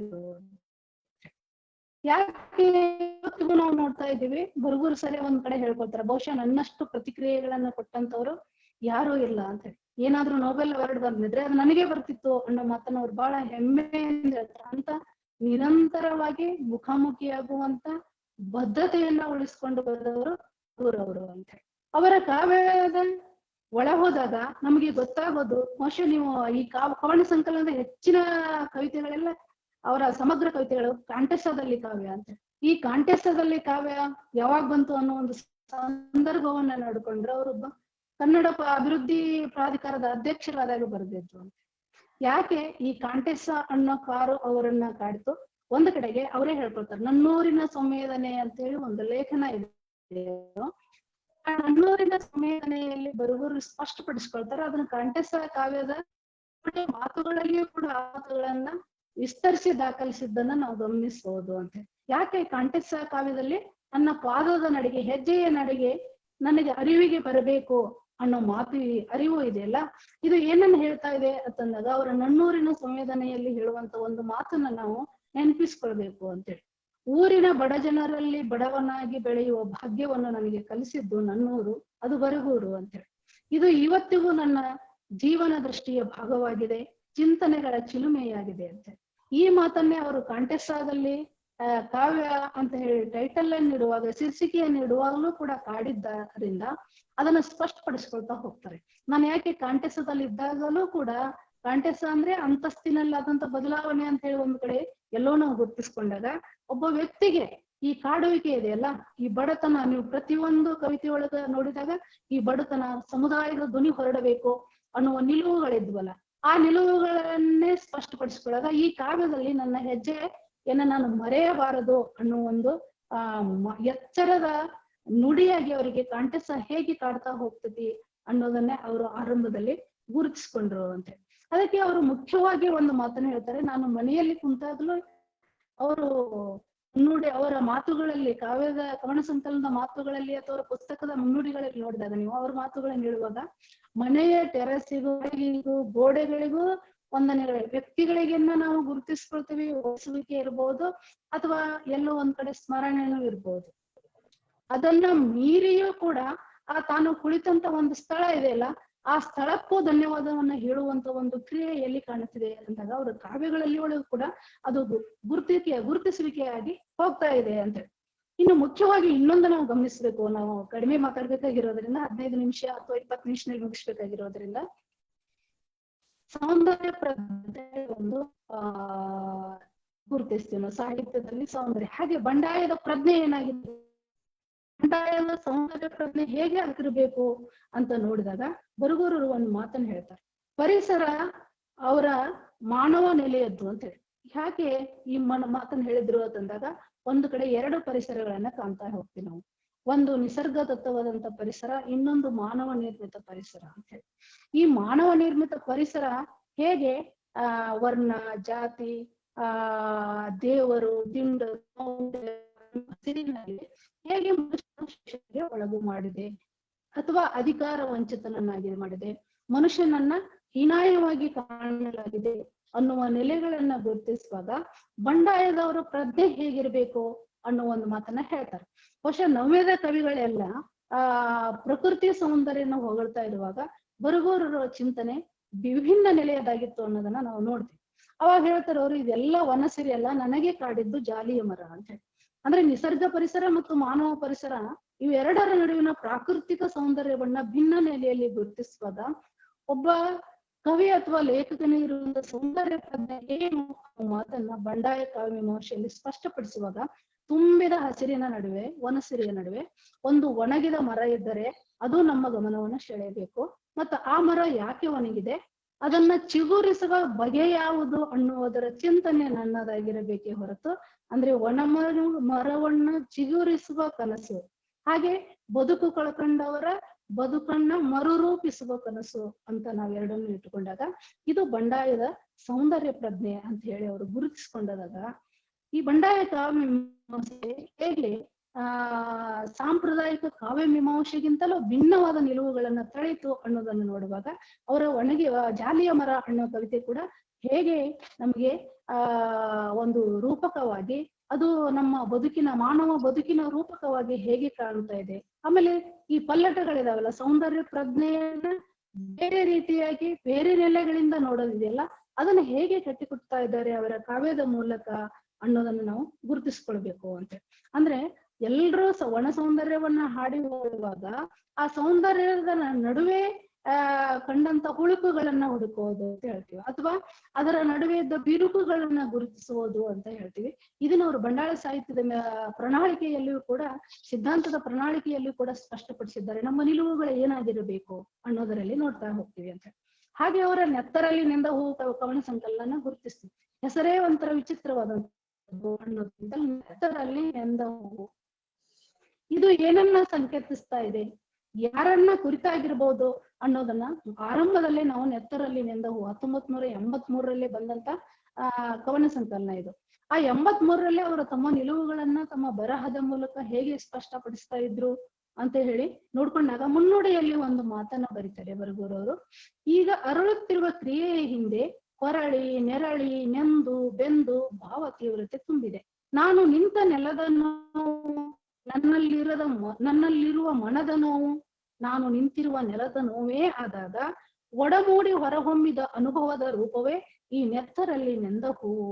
ಹೂವು ಮತ್ತು ನೋವು ಒಂದೇ ಆಗಿ ಅಥವಾ ಒಂದರೊಳಗೊಂದಾಗಿ ಒಡಮೂಡುವ ಒತ್ತಡದ ಫಲ ಈ ನನ್ನ ಕವನ ಸಂಕಲನ ಅಂತ ಹೇಳುವಾಗ್ಲೂ ಕೂಡ ಅವ್ರು ಹೇಗೆ ಬಂಡಾಯ ಚಳುವಳಿ ಮತ್ತು ಅದರ ತತ್ವ ಸಿದ್ಧಾಂತಗಳನ್ನ ಈ ಚಿಂತನಧಾರೆಯ ಫಲವಾಗಿ ಹೇಗೆ ಕಾವ್ಯದಲ್ಲಿ ಮೂಡಿಸಿದ್ರು ಅನ್ನೋದನ್ನ ನಾವು ಇವತ್ತು ಗುರುತಿಸ್ತಾ ಇದ್ದೀವಿ ಅಂತ ಹೇಳಿ. ಮುಖ್ಯವಾಗಿ ಇನ್ನೊಂದು ಮಾತನ್ನ ಅವರು ಬಹಳ ಸ್ಪಷ್ಟವಾಗಿ ಹೇಳ್ತಾರೆ. ಇವತ್ತಿನ ಯುವ ಕವಿಗಳಾದಂಥವ್ರಿಗೆ ಅದು ಮತ್ತೆ ಮರುದುಣಿಸುವಂತೆ ಎಚ್ಚರ ಆಗ್ಬೇಕು ಅಂತ. ಯಾಕಂದ್ರೆ ಈ ಕಾವ್ಯ ಸಪ್ತಾಹ ಅನ್ನೋದೇ ನನಗೆ ಬಹಳ ವಿಶಿಷ್ಟವಾದ ಕಾರ್ಯಕ್ರಮ ಈ ಸಹೋದರರು ಮತ್ತು ಮಮತಾ ಅವರು ಕೂಡಿ ಮಾಡಿದ್ದು ಅಂತ.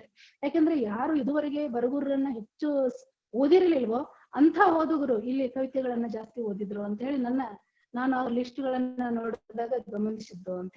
ಹೊಸ ತಲೆಮಾರಿಗೆ ಅವರ ಕವಿತೆಗಳನ್ನ ಕೊಡುವ ಮೂಲಕ ಆ ಸಿದ್ಧಾಂತಗಳು ಏನಾಗಿದೆ 70-80ರ ದಶಕದ ಬಂಡಾಯ ಚಳುವಳಿ, ಇದಂತ ಬಂಡಾಯ ಚಳುವಳಿ ನಡೆದಾಗ ಹೇಗೆ ಒಂದು ಮನುಷ್ಯನಲ್ಲಿ ಆ ಮಾನವ ಕಾಳಜಿ ಇತ್ತು, ಸಾಮಾಜಿಕ ಚಳುವಳಿಗಳು ಏಕೆ ರೂಪುಗೊಂಡು ಅನ್ನುವ ನಿಲುವುಗಳನ್ನು ಸ್ಪಷ್ಟಪಡಿಸ್ತಾ ಹೋಗ್ತಾರೋ ಅವಾಗ ಅವರು ತೆಗೆದುಕೊಂಡಂತ ನಿರ್ಧಾರಗಳು ಏನಾಗಿದ್ವು ಅಂತ ಹೇಳಿದಾಗ ಬಹುಶಃ ನಮ್ಗೆಲ್ರಿಗೂ ಗೊತ್ತಿರುವಾಗ ಹಾಗೆ 1979 ಮಾರ್ಚ್ 10ರಂದು ಒಂದು ಪ್ರಥಮ ಬಂಡಾಯ ಸಮ್ಮೇಳನ ಧಾರವಾಡ ನಡೆದಾಗ ಅವ್ರು ಒಂದ್ ಮಾತನ್ನ ಹೇಳ್ತಾರೆ, ನಮ್ಮ ಸಂಘಟನೆಯ ಬದ್ಧತೆಗಾಗಿ ಪರಂಪರೆಯನ್ನು ಹುಡುಕುತ್ತಾ ಅಂದ್ರೆ ಯಾರಿಗೆ ಪರಂಪರೆ ಇಲ್ವೋ, ಸಾಂಸ್ಕೃತಿಕ ಐಡೆಂಟಿಟಿ ಇಲ್ವೋ ಅಂತ ಗುರುತಿಸ್ತಿದ್ರು ಅಂಥವರಿಗೂ ಒಂದು ಪರಂಪರೆ ಇದೆ.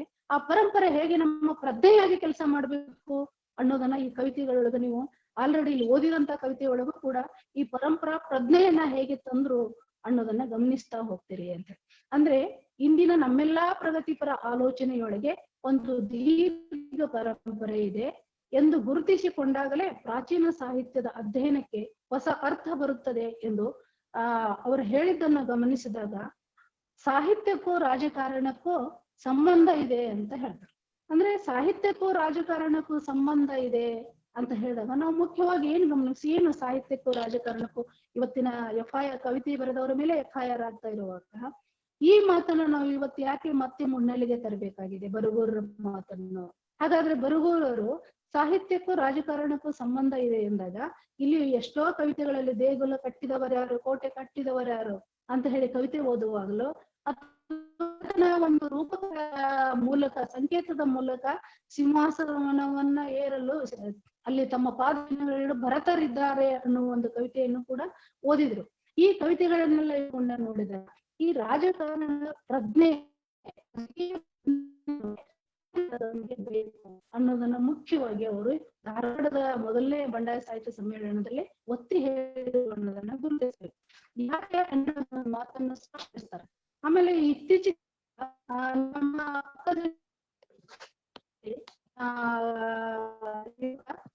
ಕವಿತ್ರಿ ಒಬ್ರು ಹೇಳಿದ್ರು, ಒಬ್ಬ ಬರಹ ಅನ್ನೋದೇ ಒಂದು ರಾಜಕೀಯ ಪ್ರಜ್ಞೆಯಿಂದ ಹುಟ್ಟುದು ಅಂತದ್ದು. ನನ್ನ ಬರಹ ಅದರಲ್ಲಿ ರಾಜಕೀಯ ಇದೆ ಅಂತ ಹೇಳ್ತಾರೆ, ಅವ್ರು ಘೋಷಣೆ ಮಾಡ್ಕೊಳ್ತಾರೆ. ಯಾಕೆ ಘೋಷಣೆ ಮಾಡ್ಕೊಂಡೆ ಅನ್ನೋದ ಪ್ರತಿಯೊಬ್ಬ ಬರಹಗಾರನು ಒಬ್ಬ ರಾಜಕೀಯವಾಗಿ ಸಂಘರ್ಷಿಸುತ್ತಲೇ ಬರೀತಾನೆ ಅಂತ ಹೇಳ್ತಾರೆ. ಈ ಮಾತನ್ನ ಬರಗೂರವರು 1979ರ ಧಾರವಾಡದ ಸಾಹಿತ್ಯ ಸಮ್ಮೇಳನದ ಉದ್ಘಾಟನಾ ಭಾಷಣದಲ್ಲಿ ಹೇಳಿದ್ರು ಅನ್ನೋದನ್ನ ಗಮನಿಸ್ಬೇಕು ನಾವು ಅಂತ ಹೇಳಿ.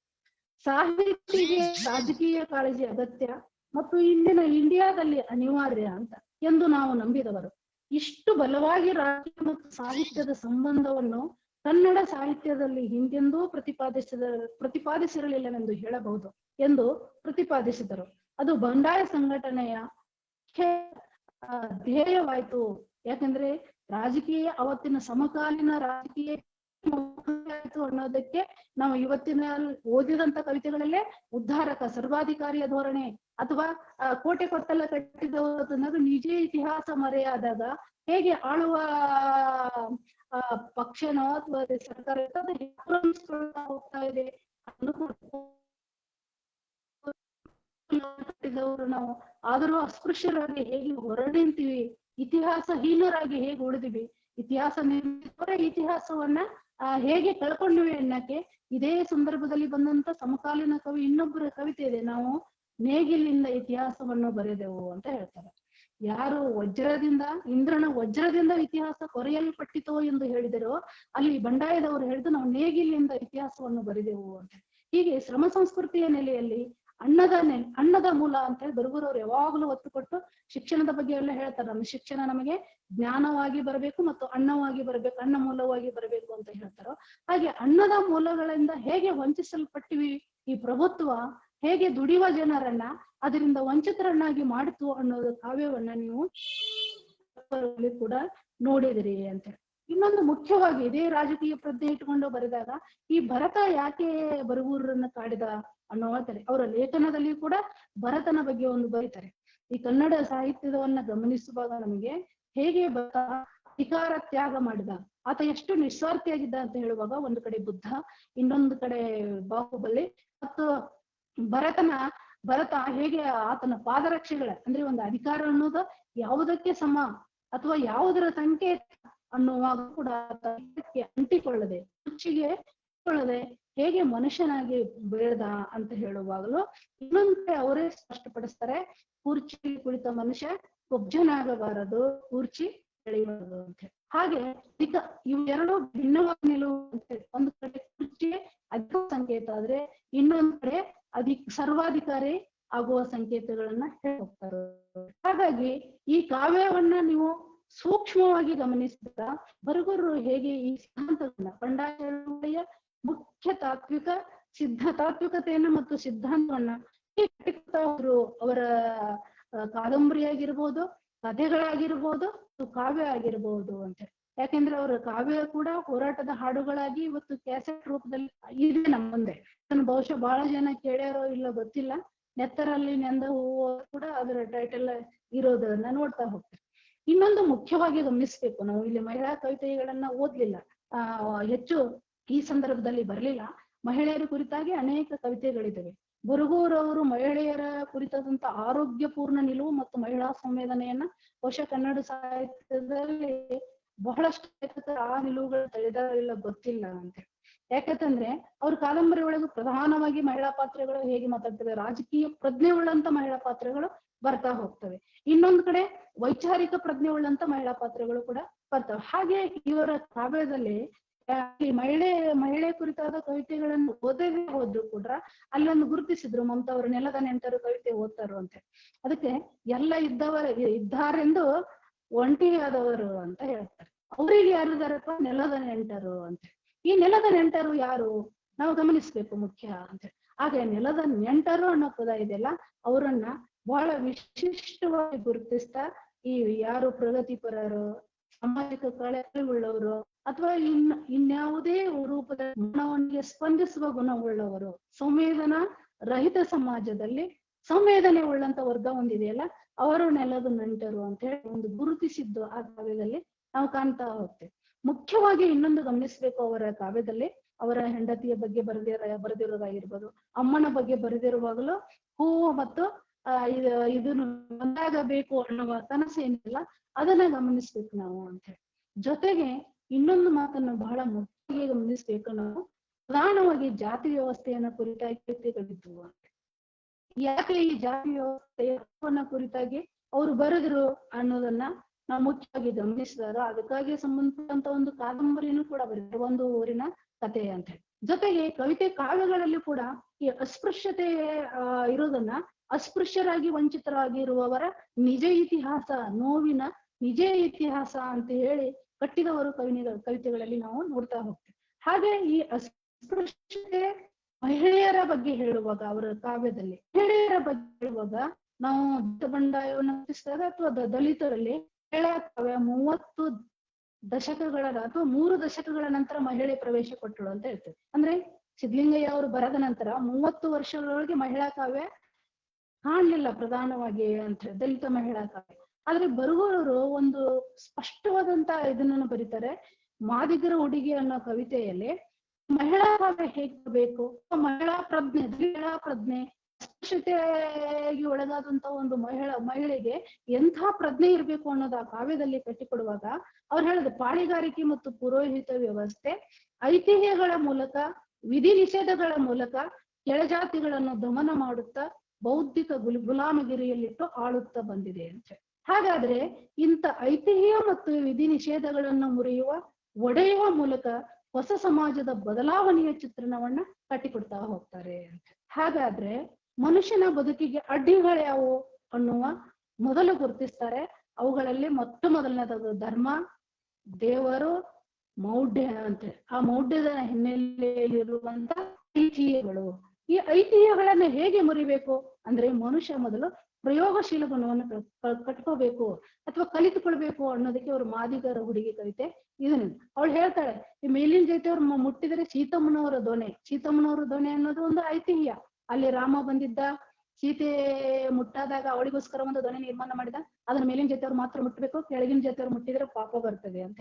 ಹಾಗಾದ್ರೆ ಎಷ್ಟೋ ಮಂದಿ ಗೊತ್ತಿಲ್ಲದೆ ಮುಟ್ತಿರ್ತೀವಲ್ಲ, ಅಥವಾ ಇವ್ರಿಗೆ ಗೊತ್ತಿಲ್ಲದೆ ಮುಟ್ಟೋಕ್ಕಿಂತ ಪೂರ್ವದಲ್ಲಿ ನಾನು ಅದನ್ನ ನಂಬಿದ್ದೀನಲ್ಲ, ನನ್ನ ನಂಬಿಕೆಯನ್ನ ನಾನೇ ಕಳ್ಕೊಳ್ಳುವ ಬಗೆ ಹೇಗೆ, ಇಂತಹ ಕುರಿತು ಅವರ ಕಾವ್ಯ ಚಿಂತಿಸುವಾಗ ಪುಟ್ಟಕ್ಕ ಮಿಡಿನಾಗರದಂತೆ ಎದ್ದಳು ಅಂತ ಹೇಳ್ತಾರೆ. ಮಿಡಿನಾಗರದಂತೆ ಎದ್ದಳು. ಆ ಶಬ್ದಗಳ ಬಳಕೆಯನ್ನ ನೋಡಿದಾಗ ಅವಳಲ್ಲಿ ಇರುವಂತ ಒಂದು ಎಚ್ಚೆತ್ತ ಪ್ರಜ್ಞೆ ನೋಡ್ರಿ, ಅವಳು ಕಲಿತವಳೆಲ್ಲ ಏನಲ್ಲ, ಆದ್ರೂ ಕೂಡ ಅವಳಲ್ಲಿ ಹೇಗೆ ಒಂದು ಪ್ರಯೋಗ ಮಾಡಿ ನೋಡ್ಬೇಕು. ಮೇಲಿನ ಜಾತಿಯವ್ರು ಮುಟ್ಟಿದ್ರೆ ಪುಣ್ಯ ಬರ್ತದಂತೆ, ಕೆಳ ಜಾತಿಯವ್ರು ಮುಟ್ಟಿದ್ರೆ ಪಾಪ ಬರ್ತದಂತೆ, ನೋಡೇ ಬಿಡುವ ಅಂತ ಪ್ರಯೋಗ ಕೇಳುವ ಪುಟ್ಟಿ ಅದನ್ನ ಮುಟ್ಟಿದ್ದನ್ನ ನೋಡಿದಾಗ ನಮ್ಗೆ ಅಂಬೇಡ್ಕರ್ ಚೌಡಾರ್ಕೆರೆಯ ಪ್ರವೇಶದ ಒಂದು ನೆನಪು ಕೂಡ ಅಲ್ಲಿ ಬರ್ತಾ ಹೋಗ್ತದೆ ಅಂತ. ಇನ್ನೊಂದು ಮುಖ್ಯವಾಗಿ ನಾವು ಗಮನಿಸ್ಬೇಕಾದಂದ್ರೆ ಬುದ್ಧನ ಚಿಂತನೆಗಳು ಅವರಲ್ಲಿ ಹೇಗೆ ಸಾಂದ್ರವಾಗಿ ಹೆಣೆದುಕೊಳ್ತಾ ಹೋಗ್ತವೆ ಅಂತ.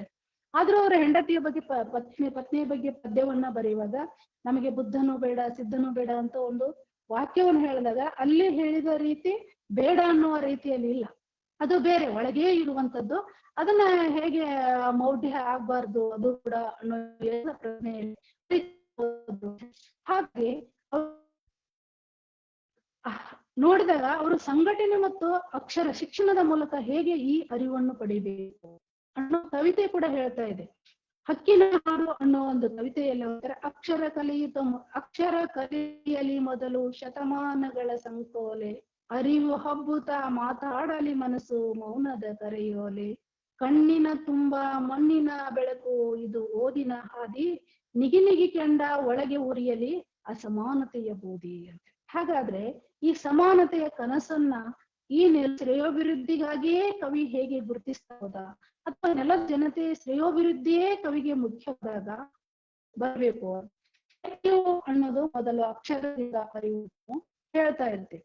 ಆದ್ರೆ ಈ ಅರಿವನ್ನ ಪಡೆಯುವ ಬಗೆ ಯಾವುದು ಅಂತ ಗುರುತಿಸಿದಾಗ ಅದು ಬದುಕಿನಗೆ ಎದುರಂತ ಅಡ್ಡಿಗಳನ್ನ ಎದುರಿಸಿ ನಡೆಯುವ ಒಂದು ಕ್ರಿಯೆ ಹೇಗಿರುತ್ತೆ ಅನ್ನೋದನ್ನ ಅವರ ಕಾವ್ಯದಲ್ಲಿ ಕಟ್ಟಿಕೊಡ್ತಾ ಹೋಗ್ತಾರೆ. ಆ ಮುಗ್ಧತನವನ್ನ ತರುತ್ತಲೇ ಅದನ್ನ ಮೀರುವ ಕ್ರಿಯೆಯನ್ನು ಕೂಡ ತೋರಿಸುವ ಒಂದು ಬಗೆ ಅವರ ಕಾವ್ಯದಲ್ಲಿ ಇರುವುದರಿಂದ ಇದೊಂದು ಅವರ ಕವಿತೆಗಳ ಪ್ರಯೋಗಶೀಲ ಕವಿತೆಗಳಾಗಿ ನಮಗೆ ಕಾಣ್ತಾವೆ. ಹೇಗೆ ಪ್ರಯೋಗ ಮಾಡಿದ್ರು, ವೈಚಾರಿಕತೆಯನ್ನ ತರುವ, ಚಳವಳಿ ಕಟ್ಟುವ, ಆ ಚಳವಳಿಗಳು ಹೇಗಿರಬೇಕು, ನಾಯಕತ್ವ ಬರಬೇಕು ಅಥವಾ ಆರಾಧನೆಯ ಸ್ಥಳದಲ್ಲಿ ಅರಿವು ಹುಟ್ಟಬೇಕು ಅನ್ನೋದಕ್ಕೆ ಅವರ ಕವಿತೆಗಳು ಹೇಗೆ ನಮಗೆ ಮಾದರಿ ಅಂತೇಳಿ ನೋಡ್ರಿ. ಸೀತಮ್ಮನವ್ರ ದೊಣೆ ಅನ್ನೋದು ಒಂದು ಆರಾಧನೆಯ ಕೇಂದ್ರ ಆದಾಗ ಅಲ್ಲಿ ಅರಿವು ಹುಟ್ಟೋದು.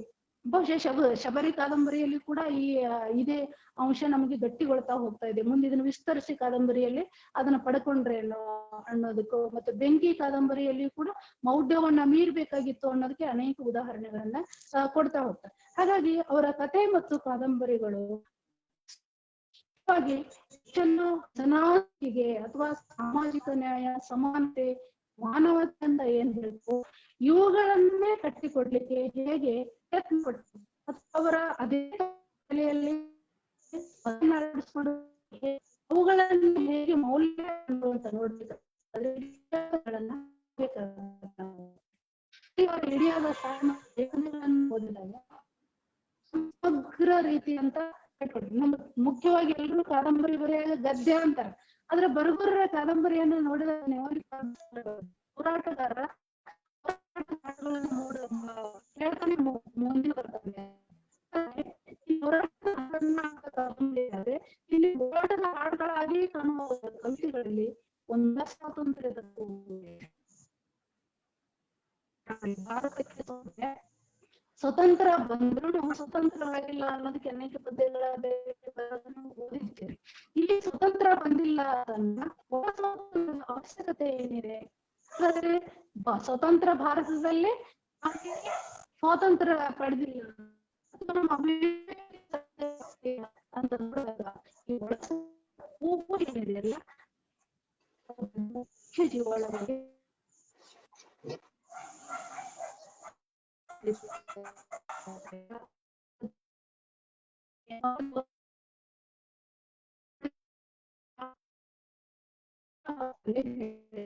ಇಲ್ಲಿಯ ಜನ ಅಂದ್ರೆ ಸ್ವಾತಂತ್ರ್ಯದಿಂದ ವಂಚಿತರಾಗಿ ಹೇಗೆ ಹೋರಾಡಬೇಕಾದಂತ, ಅಂದ್ರೆ ಭಾರತಕ್ಕೆ ಸ್ವಾತಂತ್ರ್ಯ ಬಂದಾಗ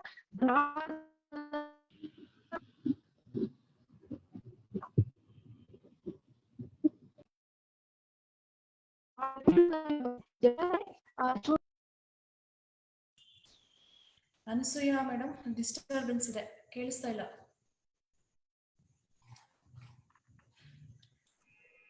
ಅನಸೂಯ ಮೇಡಮ್, ಡಿಸ್ಟರ್ಬೆನ್ಸ್ ಇದೆ, ಕೇಳಿಸ್ತಾ ಇಲ್ಲ.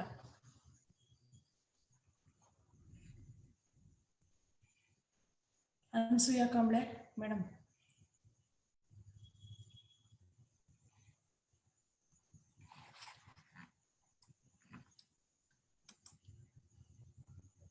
ಅನಸೂಯ ಮೇಡಮ್, ಏನು ಕೇಳಿಸ್ತಾ ಇಲ್ಲ.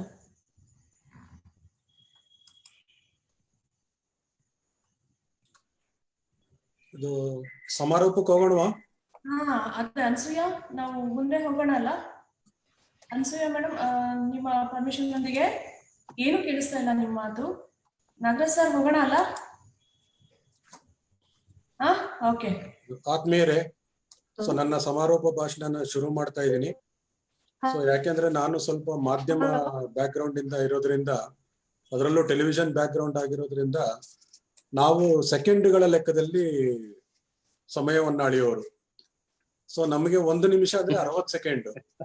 ಹಾಗಾಗಿ ನಮಗೆ ಅರ್ಧ ಗಂಟೆ, 3/4 ಗಂಟೆ, 20 ನಿಮಿಷ ಅಂತಂದ್ರೆ ತುಂಬಾ ದೊಡ್ಡ ಸಮಯ. ಭಯ ಆಗತ್ತೆ ನಮ್ಗೆ ಅಷ್ಟೊಂದು ಸಮಯನ ಅಂತೇಳಿ. ಹಾಗಾಗಿ ನಾನು 5 ನಿಮಿಷ ಮಾತ್ರ ಬರಗೂರರ ಬಗ್ಗೆ ನನ್ನ ಪ್ರೀತಿಯನ್ನ ಹಂಚ್ಕೊಳ್ಬೇಕು ಅನ್ನುವ ಕಾರಣಕ್ಕೂ, ಮತ್ತೆ ನಾನಿವತ್ತು ಮಾತಾಡದೆ ಹೋದ್ರೆ ಮಮತಾ ಅರಸೀಕೆರೆ ಬಿಡ್ಲಿಕ್ಕಿಲ್ಲ ಅನ್ನೋ ಭಯಕ್ಕೂ, ಸೊ 2 ಕಾರಣಕ್ಕೆ ನಾನು ಇವತ್ತು ನಿಮ್ ಮುಂದೆ ಇದ್ದೀನಿ. ಮಮತಾ ಅರಸೀಕೆರೆ ತುಂಬಾ ಪ್ರೀತಿಯಿಂದ ಒತ್ತಾಯ ಮಾಡಿದ್ರು, ಹಾಗಾಗಿ ನಾನು ಈ ಇದಕ್ಕೆ ಬಂದಿದ್ದೇನೆ. ಮತ್ತೆ ಬರಗೂರರ ಬಗ್ಗೆ ಇರುವಂತಹ ಪ್ರೀತಿ ಅದು ಅನವರ್ಥ. ಇಲ್ಲಿ ನನಗೆ DB ರಜಿಯಾ ಮೇಡಮ್ ಕಾಣಿಸ್ತಾ ಇದ್ದಾರೆ, ಶರೀಫಾ ಕಾಣಿಸ್ತಾ ಇದ್ದಾರೆ. ಸೊ ಇಬ್ಬರಿಗೂ ಕೂಡ ಅವರನ್ನ ಓದಿಕೊಂಡು ಬೆಳೆದವನ್ ನಾನು. ಹಾಗಾಗಿ ಇಬ್ಬರಿಗೂ ನನ್ನ ಪ್ರೀತಿಯ ನಮಸ್ಕಾರ. ಉಳಿದವ್ರನ್ನೆಲ್ಲಾರನ್ನು ನೋಡಿದ್ರು ಕೂಡ ನಮ್ಮ ಅವಧಿಯ ಬರಹಗಾರರೇ. ಸೊ ಹಾಗಾಗಿ ಒಂಥರ ನಮ್ಮ ಕುಟುಂಬದೊಳಗಡೆ ಕೂತು ನಾನು ಮಾತಾಡ್ತಾ ಇದ್ದೀನಿ ಅಂತ ಅನ್ಸುತ್ತೆ. ಸೊ ಅದು ನನಗೆ ಖುಷಿ. ಆಮೇಲೆ ಕೊನೆಯಲ್ಲಿ ನಾನು ಎಲ್ಲ ಎಷ್ಟು ಜನ ಇದ್ದಾರೆ ಅಂತ ನೋಡುವಾಗ ನನಗನಿಸ್ತು ಏನಂದ್ರೆ, ಹೇಗೆ ಮಮತಾ ಅರಸೀಕೆರೆ ಶಂಕರ್ ಸಿಂಹಗೆ ಇದ್ದಾಗೆ ನಾನು ಒಬ್ಬ ಇದಕ್ಕೆ ಸಂಘಟಕನೇ.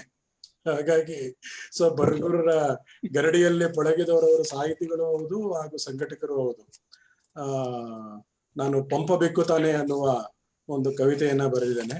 ಅದಕ್ಕೆ ಯಕ್ಕುಂಡಿಯವರ ಇನ್ನೊಂದು ಕವನ ಸ್ಫೂರ್ತಿ. ಅದರಲ್ಲಿ ಹೇಳ್ತಾರೆ ಯಕ್ಕುಂಡಿ ಏನಂದ್ರೆ, ಯೋಧ ನಡೆಯುವ ದಾರಿ ಕವಿಯ ದಾರಿಯೂ ಕೂಡ ಅಂತೇಳಿ. ಅಂದ್ರೆ ಕವಿ ಮತ್ತೆ ಯೋಧ ಎರಡು ಒಂದೇ ಅಂತೇಳಿ. ಬಹುಶಃ ಅದನ್ನ ತುಂಬಾ ಅರ್ಥವತ್ತಾಗಿ ಇವತ್ತಿನ ಕಾಲಕ್ಕೆ ಒಗ್ಗಿಸಿ ಕೊಟ್ಟವರು ಬರಗೂರವರು. ಯಾಕೆಂದ್ರೆ ನಾವು ಬರೀ ಸಾಹಿತಿಗಳಾಗಿ ಇರ್ಲಿಕ್ಕೆ ಸಾಧ್ಯ ಇಲ್ಲ. ನಾವು ಸಾಹಿತ್ಯವನ್ನ ಒಂದು ಸಾಧನವಾಗಿ ಬಳಸ್ತಾ ಇರೋರು.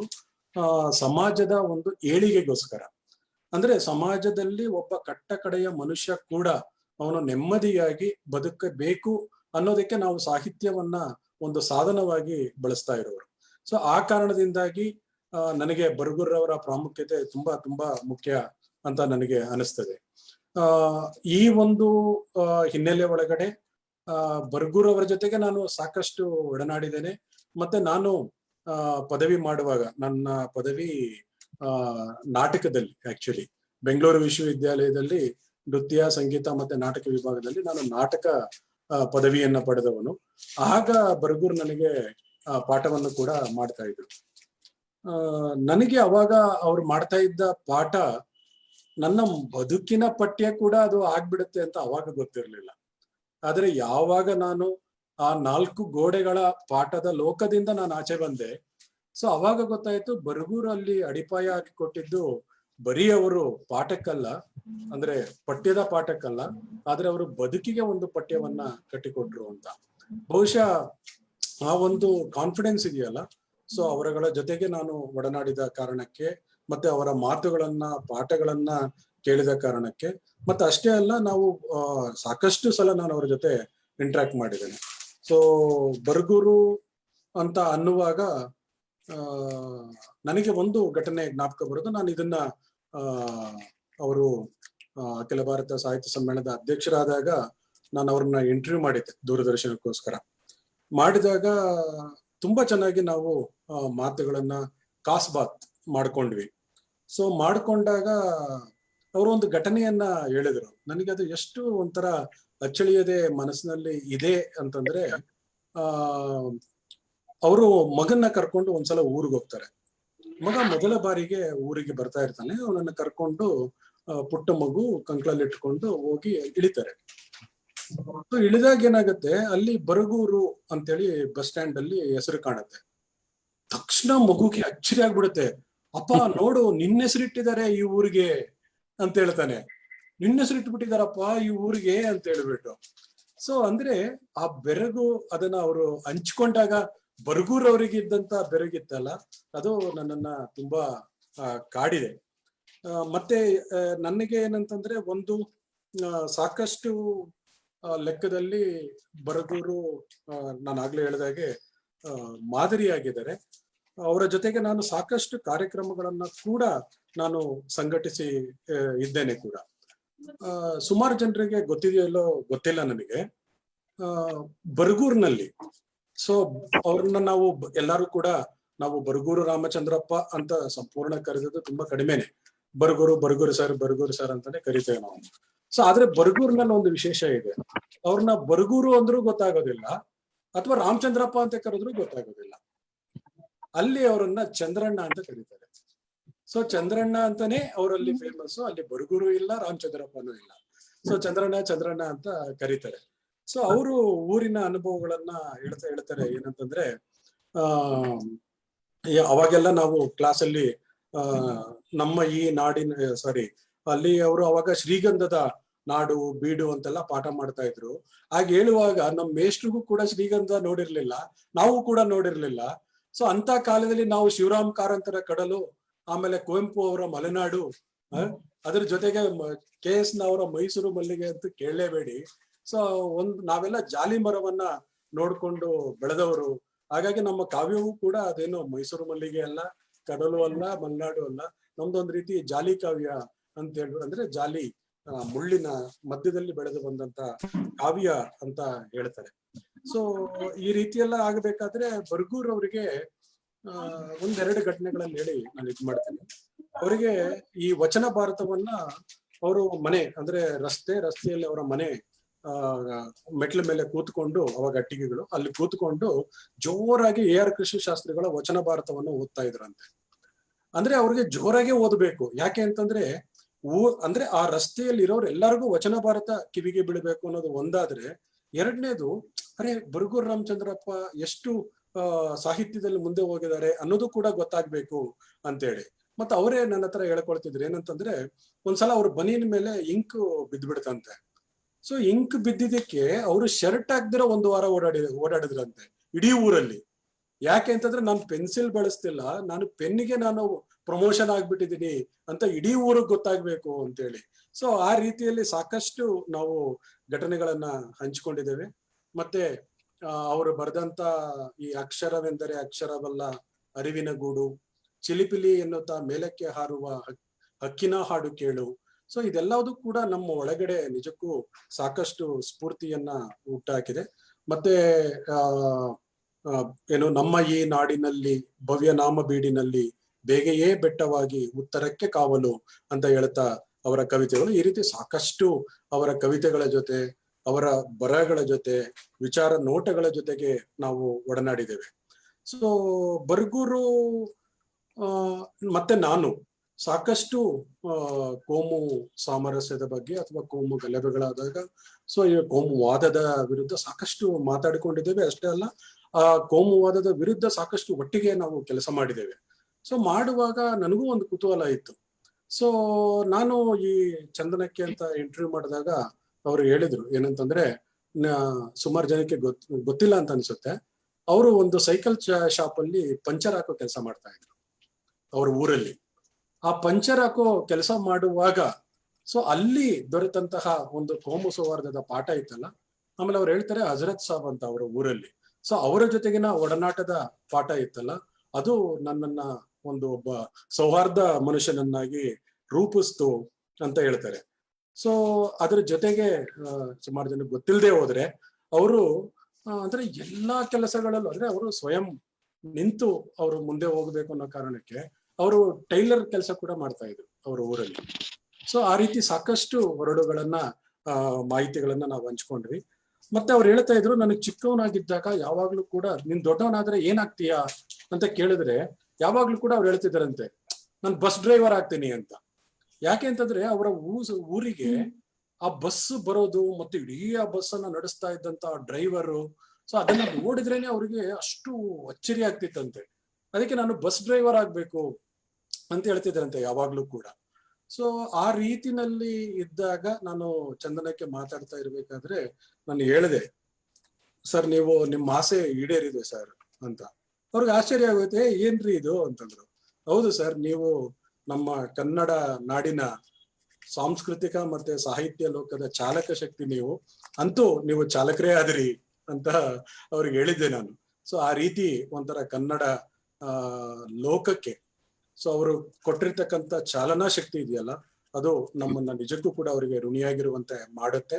ಮತ್ತೆ ಅಷ್ಟೇ ಅಲ್ಲ, ಇವತ್ತಿನ ಕಾಲದೊಳಗಡೆ ಅಂದ್ರೆ ಇವತ್ತು ಮಾತನ್ನ ಆಡೋದಿಕ್ಕೆ ಭಯಪಡುವ ಕಾಲದಲ್ಲಿ, ಸೊ ನಮ್ಮ ಒಳಗೆ ಇರುವ ಅಕ್ಷರಗಳನ್ನ ನಾವು ಹಾಳೆಗೆ ಇಳಿಸೋದಕ್ಕೆ ಎದುರ್ಕೊಳ್ತಾ ಇರುವಂತಹ ಕಾಲದಲ್ಲಿ, ಅಂದ್ರೆ ಎಲ್ಲರ ಮನದಲ್ಲಿ ಒಂದು ಭಯದ ಪರದೆಯನ್ನ ಹರಡಿದಾರಲ್ಲ, ಸೊ ಅಂತಹ ಒಂದು ಕಾಲದಲ್ಲಿ ನಮ್ಮ ಒಳಗಡೆ ಒಂದು ಪ್ರತಿಭಟನೆಯ ಕಾವ್ಯ, ಪ್ರತಿಭಟನೆಯ ಮಾತು ಎದ್ದು ಬರ್ಲಿಕ್ಕೆ ಬರ್ಗೂರು ಅವರು ಕಾರಣರಾಗಿದ್ದಾರೆ.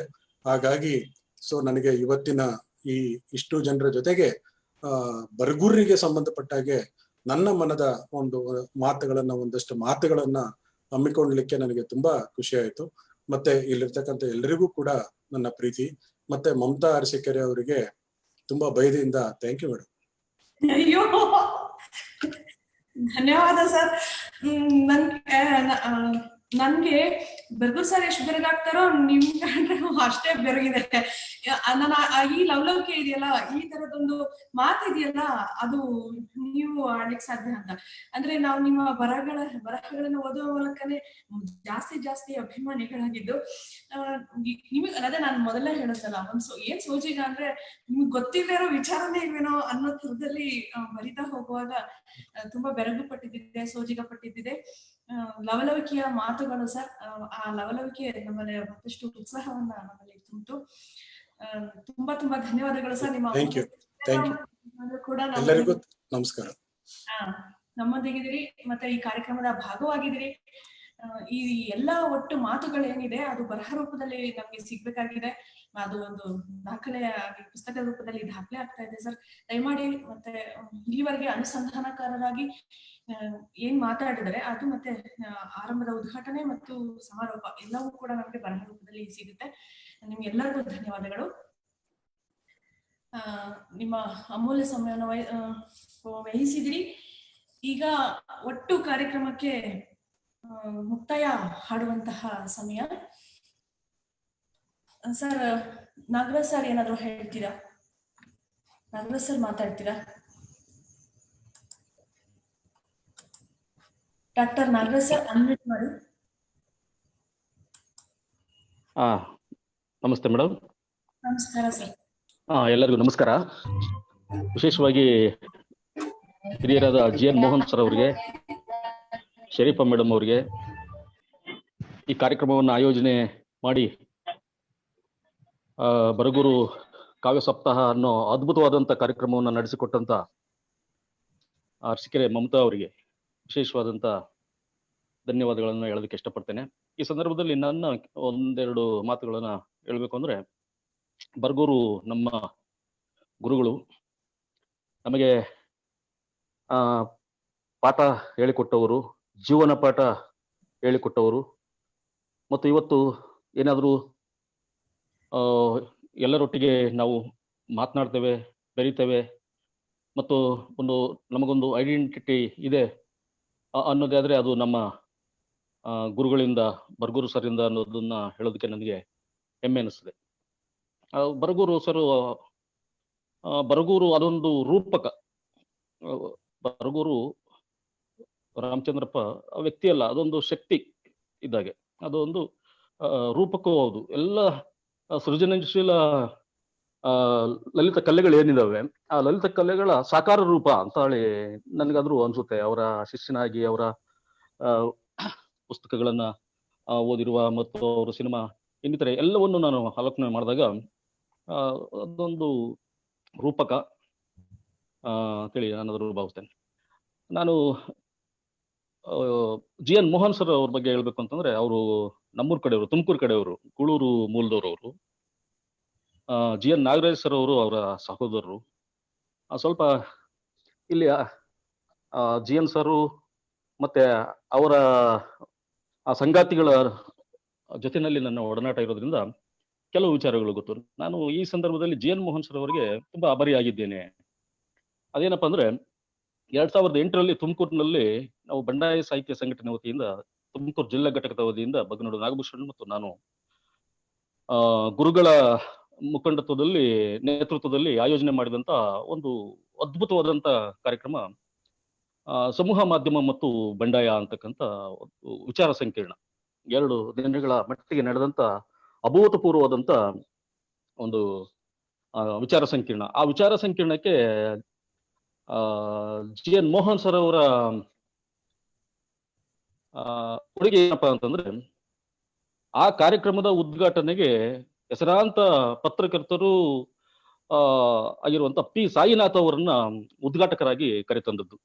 ಇದು ಒಂದು ನಮ್ಮ ತುಮಕೂರು ಜಿಲ್ಲೆ ಅಷ್ಟೇ ಅಲ್ಲ, ಕರ್ನಾಟಕದ ಒಂದು ಮಾಧ್ಯಮ ಲೋಕದಲ್ಲೇ ಸಂಚಲನವನ್ನ ಉಂಟು ಮಾಡಿದಂತಹ ಕಾರ್ಯಕ್ರಮವೂ ಕೂಡ ಆಗಿತ್ತು. ಮತ್ತು P ಸಾಯಿನಾಥ್ ಅವರ ಬಗ್ಗೆ ಅಗಾಧವಾದಂತಹ ಗೌರವವನ್ನ ಇಟ್ಕೊಂಡಿರುವಂತ ಮಾಧ್ಯಮದ ಗೆಳೆಯರು ಅಲ್ಲಿ ಪ್ರತಿಸ್ಪಂದನೆಯನ್ನ ಮಾಡಿದ್ರು.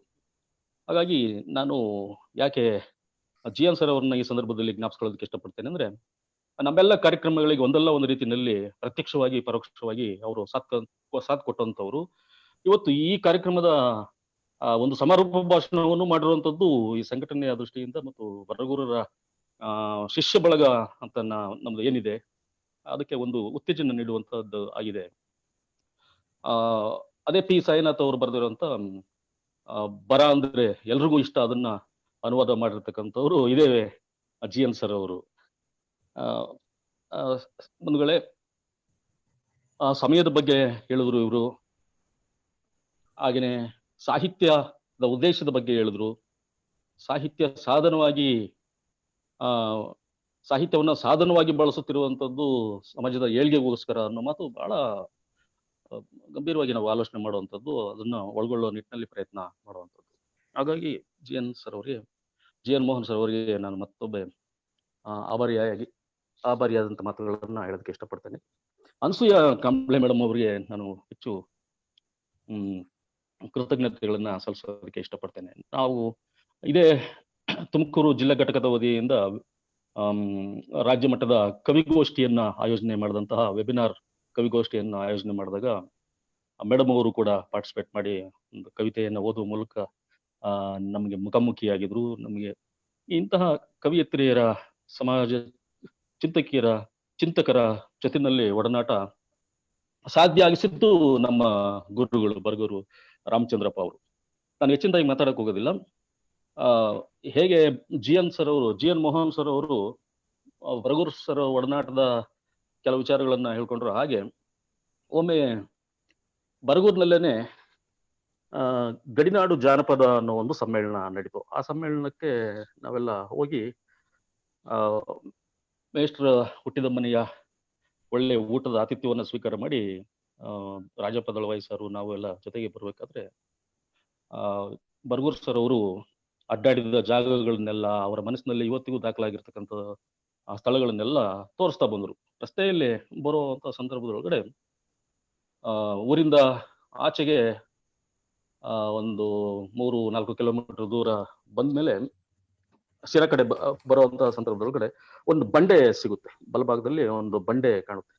ಅದನ್ನ ತೋರಿಸಿ ಮಾಸ್ಟ್ರು ಹೇಳಿದ್ರು, ಇದು ಸೂಳೆ ಬಂಡೆ ಅಂತೇಳಿ ಹೇಳಿದ್ರು. ಅದು ಆಗಿನ ಕಾಲದಲ್ಲಿ ಆ ಹೆಣ್ಮಕ್ಳು ಅದ್ರ ಮೇಲೆ ಕೂರ್ತಾ ಇದ್ರು, ತಮ್ಮ ಬಳಿಗೆ ಬರೋರನ್ನ ಆಕರ್ಷಿಸೋದಕ್ಕೂ ಯಾವ್ದು ಒಂದು ರೀತಿಯಲ್ಲಿ. ಇದು ಒಂಥರ ನನಗೆ ವಿಚಿತ್ರವಾಗಿ ಕಾಡ್ತು. ಮಹಿಳೆಯರ ಬಗ್ಗೆ, ಅದರಲ್ಲೂ ಇಂತಹ ಹೆಣ್ಮಕ್ಳ ಬಗ್ಗೆ ಬೇರೆ ಬೇರೆ ರೀತಿಯಾದಂತಹ ಪರಿಕಲ್ಪನೆಗಳು ಇರೋ ಹೊತ್ತಿನಲ್ಲಿ ಇದು ಒತ್ತಟ್ಟಿಗೆ ಒಂದ್ ಕಡೆ ಇದ್ಕೊಂಡು ಅವರ ಒಂದು ಜೀವನೋಪಾಯಕ್ಕೋ ಅಥವಾ ಸಮಾಜವೇ ಅವರನ್ನ ಆ ಸ್ಥಿತಿಗೆ ದೂಡಿರುವಂತ ಕಾರಣಕ್ಕೋ ಇದು ಒಂದು ರೀತಿಯಾಗಿ ವಿಶಿಷ್ಟವಾಗಿ ಕಾಣ್ತು. ಬರಗೂರು ಸರ್ ಅವರು ಅದನ್ನ ನೆನಪು ಮಾಡ್ಕೊಳ್ತಾರೆ. ಹಾಗೆ ಮುಂದಕ್ಕೆ ಬಂದಾಗ ಒಂದು ಪೊಲೀಸ್ ಸ್ಟೇಷನ್ ಇಲ್ಲಿತ್ತು, ಅಲ್ಲಿ ಸಬ್ ಇನ್ಸ್ಪೆಕ್ಟರ್ ಅವರನ್ನ ಸದಾ ಕಾಡ್ತಾರೆ, ಅದನ್ನು ನೆನಪಿಸ್ಕೊಳ್ತಾ ಬಂದ್ರು. ಹಾಗೆ ನಾನು ನೇರವಾಗಿ ಅರಸೀಕೆರೆ ವಿಚಾರಕ್ಕೆ ಬರ್ತೀನಿ. ನಾನಲ್ಲಿ ಹಾಗೆ ಮಾತಾಡ್ತಾ ಹೀಗೆ ಸೊಳ್ಳೆ ಬಂಡೆ ಅಂತಂದಾಗ ನನಗೆ ಹೀಗೆ ಅನೇಕ ಹೆಣ್ಮಕ್ಳು ತಮ್ಮ ಅದರಿಂದ ಗಳಿಸಿದಂತಹ ದುಡಿಮೆಯನ್ನ ಕೆರೆ ಕಟ್ಟೆ ಕುಂಟೆಗಳನ್ನ ಕಟ್ಟಿಸೋದಕ್ಕೆಲ್ಲ ಬಳಸಿದಂಥವ್ರು. ಹಾಗಾಗೇನೆ ಶಾಂತಿ ಸಾಗರ ಅಂತೇಳಿ ಇವತ್ತು ಹೆಸರಾಗಿದೆ, ಅವತ್ತು ಸುಳ್ಳೆಕೆರೆ ಅಂತ ಇತ್ತು. ಅದೊಂದು ರಾಜಕೀಯ ವಿದ್ಯಮಾನಗಳೆಲ್ಲ ಏನೆಲ್ಲ ತಳ್ಕಾಕೊಳ್ತು ಅನ್ನೋದ್ರ ಬಗ್ಗೆ ಜಯೇಶ್ ಪಟೇಲ್ ಬಗ್ಗೆ ಅಷ್ಟುಗಳೆಲ್ಲ ಹೇಳ್ತಾ ಬಂದ್ರು. ಆ ಸೂಳೆಕೆರೆ ಅಂತಂದಾಗ ನಾನು ಸೂಳೆಯರು ಕೂಡ ಆ ಹೆಣ್ಮಕ್ಳು ಕೂಡ ಕೆರೆಯನ್ನ ಕಟ್ಟಿಸಿದ್ದಾರೆ, ಕೆರೆ ನೀರನ್ನ ಕೆರೆಗೆ ಚೆಲ್ಲಿ ಅನ್ನೋ ರೀತಿಯಲ್ಲಿ ಹಣವನ್ನ ಸಂಪತ್ತನ್ನ ಸಮಾಜಕ್ಕೆ ಹಿಂತಿರುಗಿಸಿ ಕೊಟ್ಟಿದ್ದಾರೆ. ಅದೇ ರೀತಿಯಲ್ಲಿ ಅರಸಿಯರು ಕೂಡ, ರಾಣಿಯರು ಕೂಡ ಕೆರೆ ಕಟ್ಟಿಸಿರೋದಕ್ಕೆ ಸಾಕ್ಷಿ ಅರಸೀಕೆರೆ ಇದೆ ಸರ್. ಸೂಳೆಕೆರೆಗೆ ಪರ್ಯಾಯವಾಗಿ ಅರಸೀಕೆರೆ ಇದೆ ಅಂತಂದಾಗ ಇದು ಉಂಟಲ್ವಾ ಅಂತೇಳಿ ಮೇಷ್ಟ್ರು ಅಚ್ಚರಿ ವ್ಯಕ್ತಪಡಿಸ್ಬಿಟ್ರು. ಹಾಗಾಗಿ ಅರಸೀಕೆರೆ, ಸೂಳೆಕೆರೆ ಈ ಪದಗಳು ವಿರುದ್ಧ ಪದಗಳು ಅಥವಾ ಒಂದರೊಳಗೊಂದೊಂದು ಸಂಘರ್ಷವನ್ನು ಉಂಟು ಮಾಡೋದು, ನಮ್ಮ ಮನಸ್ಸಿನಲ್ಲಿ ಸಂಘರ್ಷವನ್ನು ಉಂಟು ಮಾಡುವಂಥದ್ದು.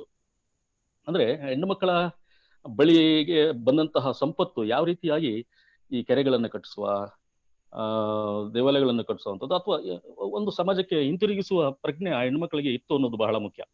ಅರಸಿ ಇರ್ಬೋದು, ವೇಷ ಇರ್ಬೋದು, ಯಾವುದೇ ಇರ್ಬೋದು, ಅಂತಹ ಒಂದು ಪ್ರಜ್ಞೆ ಇತ್ತು.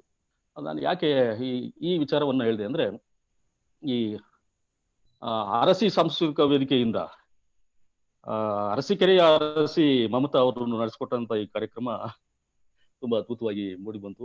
ನಿಜಕ್ಕೂ ಕಷ್ಟ ಇದೆ, ಸಂಘಟಕರಾಗಿ ನಾವು ನಡೆಸಿದ್ವಿ. 1-2 ದಿನದ ಕಾರ್ಯಕ್ರಮಗಳನ್ನ ನಡೆಸೋದು ಎಷ್ಟು ಅದು ತ್ರಾಸಿರುತ್ತೆ ಅಂತೇಳಿ ನಮಗೆ ಗೊತ್ತಿದೆ. ಶರೀಫಾ ಮೇಡಮ್ ಅವ್ರು ನಗ್ತಾ ಇದ್ದಾರೆ. ಅದು ಹೇಗೆ ಅಂದ್ರೆ 7 ದಿನಗಳ ಒಂದು ಆ ಕಾರ್ಯಕ್ರಮವನ್ನ ನಡೆಸ್ಕೊಡೋದು, ಆ ಒಂದು ಏಕತಾನತೆ ತಂದ್ಕೊಳ್ಳೋದು ಬಹಳ ಕಷ್ಟ ಅನ್ಸುತ್ತೆ. ಹಾಗಾಗಿ ಅವರ ಸಂಗಡಿಗರಾದಂತ ಶಂಕರ್ ಅಂತ ಕಾಣುತ್ತೆ, ಶಂಕರ್ ಅವರು, ಮಿಂಚುಳ್ಳಿ ಪ್ರಕಾಶನದವರಿಗೆ ನಾವು ಬರಗೂರು ಮೇಷ್ಟ್ರ ಶಿಷ್ಯರ ಬಳಗದ ಪರವಾಗಿ ಈ ಕಾರ್ಯಕ್ರಮನ ಅಭೂತಪೂರ್ವವಾಗಿ ನಡೆಸಿಕೊಟ್ಟಂತ ಮಮತಾ ಮೇಡಮ್ ಅವರಿಗೆ, ಭಾಗವಹಿಸಿದಂತಹ ಎಲ್ಲರಿಗೆ, ಕವಿಯತರಿಗೆ, ಉದಯೋನ್ಮುಖ ಕವಿಗಳು, ಕವಿಯತ್ರಿಯರು ಇದರಲ್ಲಿ ಭಾಗವಹಿಸಿದ್ದಾರೆ. ಒಂದೊಂದು ಇವತ್ತು ನವ ತರುಣಿಯರನ್ನ ಬರಗೂರರ ಸಾಹಿತ್ಯದೊಳಗಡೆ ಆಹ್ವಾನಿಸಿಕೊಂಡು ಅವರನ್ನ ಈ ಬಂಡಾಯ ಮನೋಧೋರಣೆಯ ವಿಚಾರಗಳನ್ನ ತುಂಬೋದಿದೆಯಲ್ಲ, ಇದು ಬಹಳ ಶ್ರಮದಾಯಕವಾದಂತ ಕೆಲಸ. ಆ ನಿಟ್ಟಿನಲ್ಲಿ ನೀವು ತುಂಬಾ ಚೆನ್ನಾಗಿ ಮಾಡಿದ್ದೀರಿ ಮೇಡಮ್. ಹಾಗಾಗಿ ನಿಮಗೆ ಧನ್ಯವಾದಗಳನ್ನು ಅರ್ಪಿಸ್ತೇನೆ. ಮಾತಾಡೋದಕ್ಕೆ ಅವಕಾಶ ಮಾಡಿಕೊಟ್ಟಂತ ನನ್ನ ಮಾತುಗಳನ್ನು ಆಲಿಸಿದಂತ ಶರೀಫಾ ಮೇಡಮ್ ಅವರಿಗೆ, ಅನಸೂಯ ಕಾಂಬ್ಳೆ ಮೇಡಮ್ ಅವರಿಗೆ, ರೇಖಾ ಮೇಡಮ್ ಅವರಿಗೆ, ರಜಿಯಾ ಮೇಡಮ್ ಅವರಿಗೆ, ವಿಶೇಷವಾಗಿ ಮಮತಾ ಮೇಡಮ್ ಅವರಿಗೆ ಧನ್ಯವಾದಗಳನ್ನ ಅರ್ಪಿಸ್ತೇನೆ. ನಮಸ್ಕಾರ. ನಮಸ್ಕಾರ ಸರ್. ತುಂಬಾ ಅಮೂಲ್ಯವಾದ ಮಾತುಗಳು. ನಿಮ್ಮ ಮಾತುಗಳು ತುಂಬಾ ಚೆನ್ನಾಗಿ ಮಾತಾಡಿದ್ರಿ. ಇದ್ರದ್ದು ಆಳ, ಅಗಲ, ವಿಸ್ತಾರ, ವ್ಯಾಪ್ತಿ ಸರಿಯಾಗಿ ಸಮಾರೋಪ ಮಾತಾಡಿದ್ದು ಅವರೇನೆ. ನಾಗರಾಜ ಸಮಾರೋಪ ಮಾಡಿದ್ದು. ನಾನೇನಂದ್ರೆ ಸಮಾರೋಪದಕ್ಕೆ ಒಂದು ಅಡಿಟಿಪ್ಪಣಿ. ಹಂಗೇನಿಲ್ಲ ಸರ್. ತುಂಬಾ ಚೆನ್ನಾಗಿ ಮಾತಾಡಿದ್ರಿ. ಆಕ್ಚುಲಿ ಕಾಂಬ್ಳೆ ಮೇಡಮ್ ಕೂಡ ಮಾತಾಡ್ತಿದ್ರು, ಬಟ್ ಆಡಿಯೋ ಡಿಸ್ಟರ್ಬೆನ್ಸ್ ತುಂಬಾ, ಕಮ್ಯುನಿಕೇಟ್ ಆಗೋದು ತುಂಬಾ ಕಷ್ಟ ಆಯ್ತು. So but it was a very good program. ಧನ್ಯವಾದಗಳು ಸರ್. ಅನಸೂಯ ಕಾಂಬ್ಳೆ ಮೇಡಮ್ ಅವ್ರ ಬಗ್ಗೆನೇ ಎಂಪಿ ಮಾಡ್ಕೊಂಡಿದ್ದಾರೆ. ತುಂಬಾ ವಿಚಾರಗಳನ್ನ ಇಟ್ಕೊಂಡಿದ್ದಾರೆ. ಆಕ್ಚುಲಿ ಅವ್ರಿಗೆ ತುಂಬಾ ಎಷ್ಟು ಡಿಸ್ಟರ್ಬೆನ್ಸ್ ಅಂದ್ರೆ ಅದು ಅವ್ರ ಪಾಪ ಅದು ಯೂನಿವರ್ಸಿಟಿನಲ್ಲಿ ನೆಟ್ವರ್ಕ್ ಇಲ್ಲ. ನನಗೆ ಅದು ತುಂಬಾನೇ ಅಲ್ಲಿ ಅನಿಸಿಕೆಗಳನ್ನಷ್ಟೇ ಹೇಳ್ಕೊಳಕ್ಕೆ ನನಗೆ ಅವಕಾಶ ಇದ್ದದ್ರಿಂದ ಅನಸೂಯ ಮೇಡಮ್ ಅವರು ಹೇಳಿದ ವಿಚಾರಗಳನ್ನ ಅಲ್ಲಿ ವಿಸ್ತೃತವಾಗಿ ಚರ್ಚೆ ಮಾಡಕ್ಕಾಗಲಿಲ್ಲ. ಆತರನೇ ತುಂಬಾನೇ ಇತ್ತು ನಮ್ಗೆ. ಅವ್ರು ಅಂದ್ರೆ ತುಂಬಾ ತಿಳ್ಕೊಂಡಿದ್ದಾರೆ ಅವರ ಸಾಹಿತ್ಯದ ಬಗ್ಗೆ. ನಮ್ಗೆ ಅದು ತುಂಬಾನೇ ವಿಶ್ಲೇಷಣೆ ಚೆನ್ನಾಗಿದೆ ಮೇಡಮ್ ಅವ್ರದ್ದು. ವಿಶ್ಲೇಷಣೆ ತುಂಬಾ ಚೆನ್ನಾಗಿ ನಮ್ಗೆ ಲಾಸ್ ಅದು. ಈಗ ನಾವು ಕಾರ್ಯಕ್ರಮ ಆರಂಭ ಮಾಡುವಾಗ ಇದ್ರದ್ದು ನಾನೇ ಹೇಳಕ್ ಹೊರಟೆ, ಏನು ಗೊತ್ತಾಗ್ಲಿಲ್ಲ ಸರ್. ಸುಮ್ಮನೆ ಆರಂಭ ಮಾಡಿದ್ವಿ. ಅದು ಏನೋ ಆದ್ರೆ ಅದು ಆಗ್ತಾ ಅದ್ರದ್ದು ಡಿಸೈನ್ ಆಗುವಾಗ ನಾವು ಏನ್ ಮಾಡ್ತೀವಿ ಅದು. ಯಾಕಂದ್ರೆ ಒಂದು ತುಂಬಾ ಜವಾಬ್ದಾರಿಯಿಂದ ನಿರ್ವಹಿಸಬೇಕು ಅನ್ನುವಂತಹ ಪ್ರಜ್ಞೆ ಮೂಡ್ತಾ ಹೋದ ಹಾಗೆ ಅಲ್ಲಿ ಮತ್ತಷ್ಟು ಪದ್ಧತಿಗಳು ಅಡ್ಡಾಗುತ್ತೆ. ಹಾಗಾಗಿ ಅನಿವಾರ್ಯವಾಗಿ ಅದರಲ್ಲೂ ಬೇರೆ ಬೇರೆ ಕಾರ್ಯಕ್ರಮಗಳನ್ನ ಮಾಡ್ಬೋದು. ಅದರಲ್ಲೂ ಬರ್ಗೂರು ಸರ್ ಬಗ್ಗೆನೇ ಮಾಡೋದು ಬಹಳ ಅದು ಇಂಪಾರ್ಟೆಂಟ್. ಅದು ಬಹಳ ಇಂಪಾರ್ಟೆಂಟ್. ಎಷ್ಟು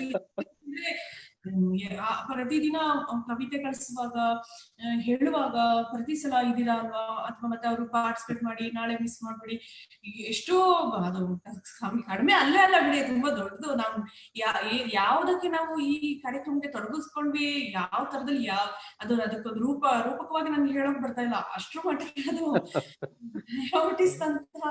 ಮತ್ತೆ ಅದೇ ಸಮಯದಲ್ಲಿ ಪ್ರತಿಕ್ರಿಯೆ ಏನ್ ಬರ್ತಾ ಇತ್ತು, ಅದೇ ಸಮಯಕ್ಕೆ ಅಷ್ಟೇ ಖುಷಿಯನ್ನು ಕೊಡ್ತಾ ಇತ್ತು. ನಾವು ಬೇಸ್ಟ್ಗೆ ಹೇಳ್ತಾ ಇರ್ತಿದ್ದೆ. ಅವರು ಒಂದೊಂದ್ಸರಿ ಬರಗೂರು ಬೆಂಕಿಯ ಚೆಂಡು ಅಂತ, ಡಾಕ್ಟರ್ ರಾಜ್ಕುಮಾರ್ ಗಾಜನೂರು ಗಂಡು, ಬರಗೂರು ಸರ್ ಬೆಂಕಿ ಚೆಂಡು ಅಂತೇಳಿ ಹೇಳಿದಾಗ ಅವರು ನಗರು. ಸಾಧಾರಣವಾದ ವ್ಯಕ್ತಿತ್ವಕ್ಕೆ ನಾವು ಈ ಕಾರ್ಯಕ್ರಮಕ್ಕೆ ನಾವು ತೊಡಗಿಸ್ಕೊಳ್ಳಿಲ್ಲ. ನಮಗೆ ಚೆನ್ನಾಗ್ ಗೊತ್ತಿತ್ತು ಅಷ್ಟು ತುಂಬಾ ಜವಾಬ್ದಾರಿಯಾಗಿ ನಿರ್ವಹಿಸ್ಬೇಕು ಅಂತ ಹೇಳ್ಬಿಟ್ಟು. ಸೊ ಆ ಪ್ರಜ್ಞೆ ಇದೆಯಲ್ಲ, ಆ ಪ್ರಜ್ಞೆ ಬಂದ್ಬಿಟ್ರೆ ತುಂಬಾ ಕಷ್ಟ ಆಗುತ್ತೆ. ತುಂಬಾನೇ ಅದಕ್ಕೆ ಡೆಡಿಕೇಟ್ ಮಾಡ್ಬೇಕಂತೆ ಖಂಡಿತವಾಗ್ಲು. ನಾವು ಅಂದ್ರೆ ಜವಾಬ್ದಾರಿ ಇಲ್ವಾ ಸರ್, ಆ ನಿಟ್ಟಿನಲ್ಲಿ ನಾವು ಕೆಲಸ ಮಾಡಲೇಬೇಕಾಗುತ್ತೆ. ಸೊ ಈಗ ಮುಖ್ಯವಾಗಿ ಈಗ ಅನುಮತಿ ಕೊಟ್ಟಂತಹ ಬರ್ಗೂರ್ ಸರ್ಗೆ ಮತ್ತೆ ಅವರ ಅಪಾರ ಶಿಷ್ಯ ಬಳಗಕ್ಕೆ, ಬಂಡಾಯ ಸಾಹಿತ್ಯ ಸಂಘಟನೆಗೆ, ಮತ್ತೆ ಇಲ್ಲಿ ರಾಜಶೇಖರ್ ಸರ್ ಅವರಿಗೆ ವಿಶೇಷವಾದ ಧನ್ಯವಾದಗಳು ಹೇಳಬೇಕು. ಅಪಾರ ಸಂಖ್ಯೆಯಲ್ಲಿ ಭಾಗವಹಿಸಿದಂತಹ ನಮ್ಮ ಕವಿ ಬಳಗ ಏನಿದೆ ಅವರೆಲ್ಲರಿಗೂ ಕೂಡ ನಿಜವಾದ ವಂದನೆಗಳು ಮತ್ತೆ ಧನ್ಯವಾದ, ಕೃತಜ್ಞತೆ ಎಲ್ಲ ಸಲ್ಬೇಕಾದ್ದು ಅವ್ರಿಗೆ. ಅವರ ಒಟ್ಟು ಏನ್ ಅವ್ರು ಭಾಗವಹಿಸಿದ್ರಿಂದಾನೇ ಈ ಒಂದು ಏನ್ ಸಾಧ್ಯತೆ ಆಯ್ತು, ಈ ಒಂದು ಕಾರ್ಯಕ್ರಮದ ಸಾಧ್ಯತೆ ಚಾಲನೆ ನೀಡ್ಲಿಕ್ಕೆ ಮತ್ತೆ ಅದನ್ನ ಮುಗಿಸ್ಲಿಕ್ಕೂ ಕೂಡ ಸಾಧ್ಯತೆ ಆಯ್ತು. ಹಾಗಾಗಿ ಅವ್ರಿಗೆ ಎಲ್ಲಾ ಕವಿಗಳಿಗೂ ಕೂಡ ಹೃತ್ಪೂರ್ವಕವಾದ ಧನ್ಯವಾದಗಳು. ಅದರಲ್ಲಿ ಹಿರಿಯರಿಂದ ಕಿರಿಯರಿಂದ ಬೇರೆ ಬೇರೆ ವಯೋಮಾನದ ಕವಿಗಳಿದ್ದಾರೆ, ಎಲ್ಲರಿಗೂ ಧನ್ಯವಾದಗಳು. ಹಾಗೆ ಕುಮಾರಸ್ವಾಮಿಗೆ ಗೈಡೆನ್ಸ್ ಮಾಡಿದಂತಹ, ಮಾರ್ಗದರ್ಶನ ಕೊಟ್ಟಂತಹ ಕುಮಾರಸ್ವಾಮಿ ಬೆಜ್ಜಿಹಳ್ಳಿ ಇರಬಹುದು, ಆಮೇಲೆ ಝೂಮ್ ವ್ಯವಸ್ಥೆ ಮಾಡಿದಂತಹ ರಾಜಶೇಖರ್ ಅವರು ಇಮೇಲ್ ಎಲ್ಲ ಕೊಟ್ಟು ಅವರು ಅದರದ್ದು ಡಿಸೈನ್ ಮಾಡ್ಕೊಳಕ್ಕೆ ಹೇಳಿದ್ರು, ಒಟ್ಟು ಕಾರ್ಯಕ್ರಮವನ್ನ ವಿನ್ಯಾಸ ಮಾಡ್ಲಿಕ್ಕೆ ಅವ್ರು ಅವಕಾಶ ಕೊಟ್ಟರು. ಎಲ್ಲರಿಗೂ ಧನ್ಯವಾದಗಳು.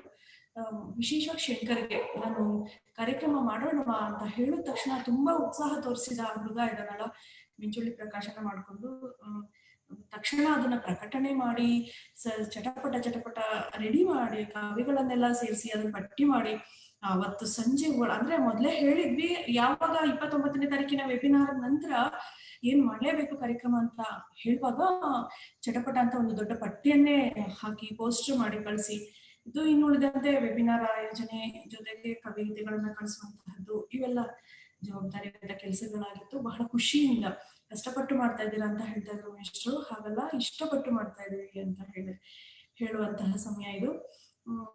ಒಂದು ಬೇಲೂರು ರಘುನಂದನಿಂದ ಹಿಡಿದು ಬಹಳ ಈಗ ಮೊದಲನೇ ದಿನ ಮಾತಾಡಿದ ಉದ್ಘಾಟನೆಗೆ ಚಾಲನೆ ನೀಡಿದ ಬಸವರಾಜ ಕಲ್ಗುಡಿ ಅವರು, ಆನಂತರ ಡಾಕ್ಟರ್ ಎಚ್.ಎಸ್. ಸತ್ಯನಾರಾಯಣ ಅವರು, ವಾಸುದೇವ್ ನಾಡಿಗ್ ಅವರು, ತಾರಿಣಿ ಶುಭದಾಯಿನಿ ಮೇಡಮ್, ಆಮೇಲೆ ದೆನ್ ಪ್ರಕಾಶ್ ಕಾಡೆ, ಬೇಲೂರು ರಘುನಂದನ್ ಇವತ್ತು ಮಾತಾಡಿದಂತಹ ತುಂಬಾ ವ್ಯಾಲ್ಯೂಬಲ್ ಟಾಕ್ ಇತ್ತು. ಅನಸೂಯ ಕಾಂಬ್ಳೆ ಅವ್ರದ್ದು ನಮ್ಗೆ ಸ್ವಲ್ಪ ನಾವು ಮತ್ತೆ ನಷ್ಟ ಮಾಡ್ಕೊಂಡ್ವಿ.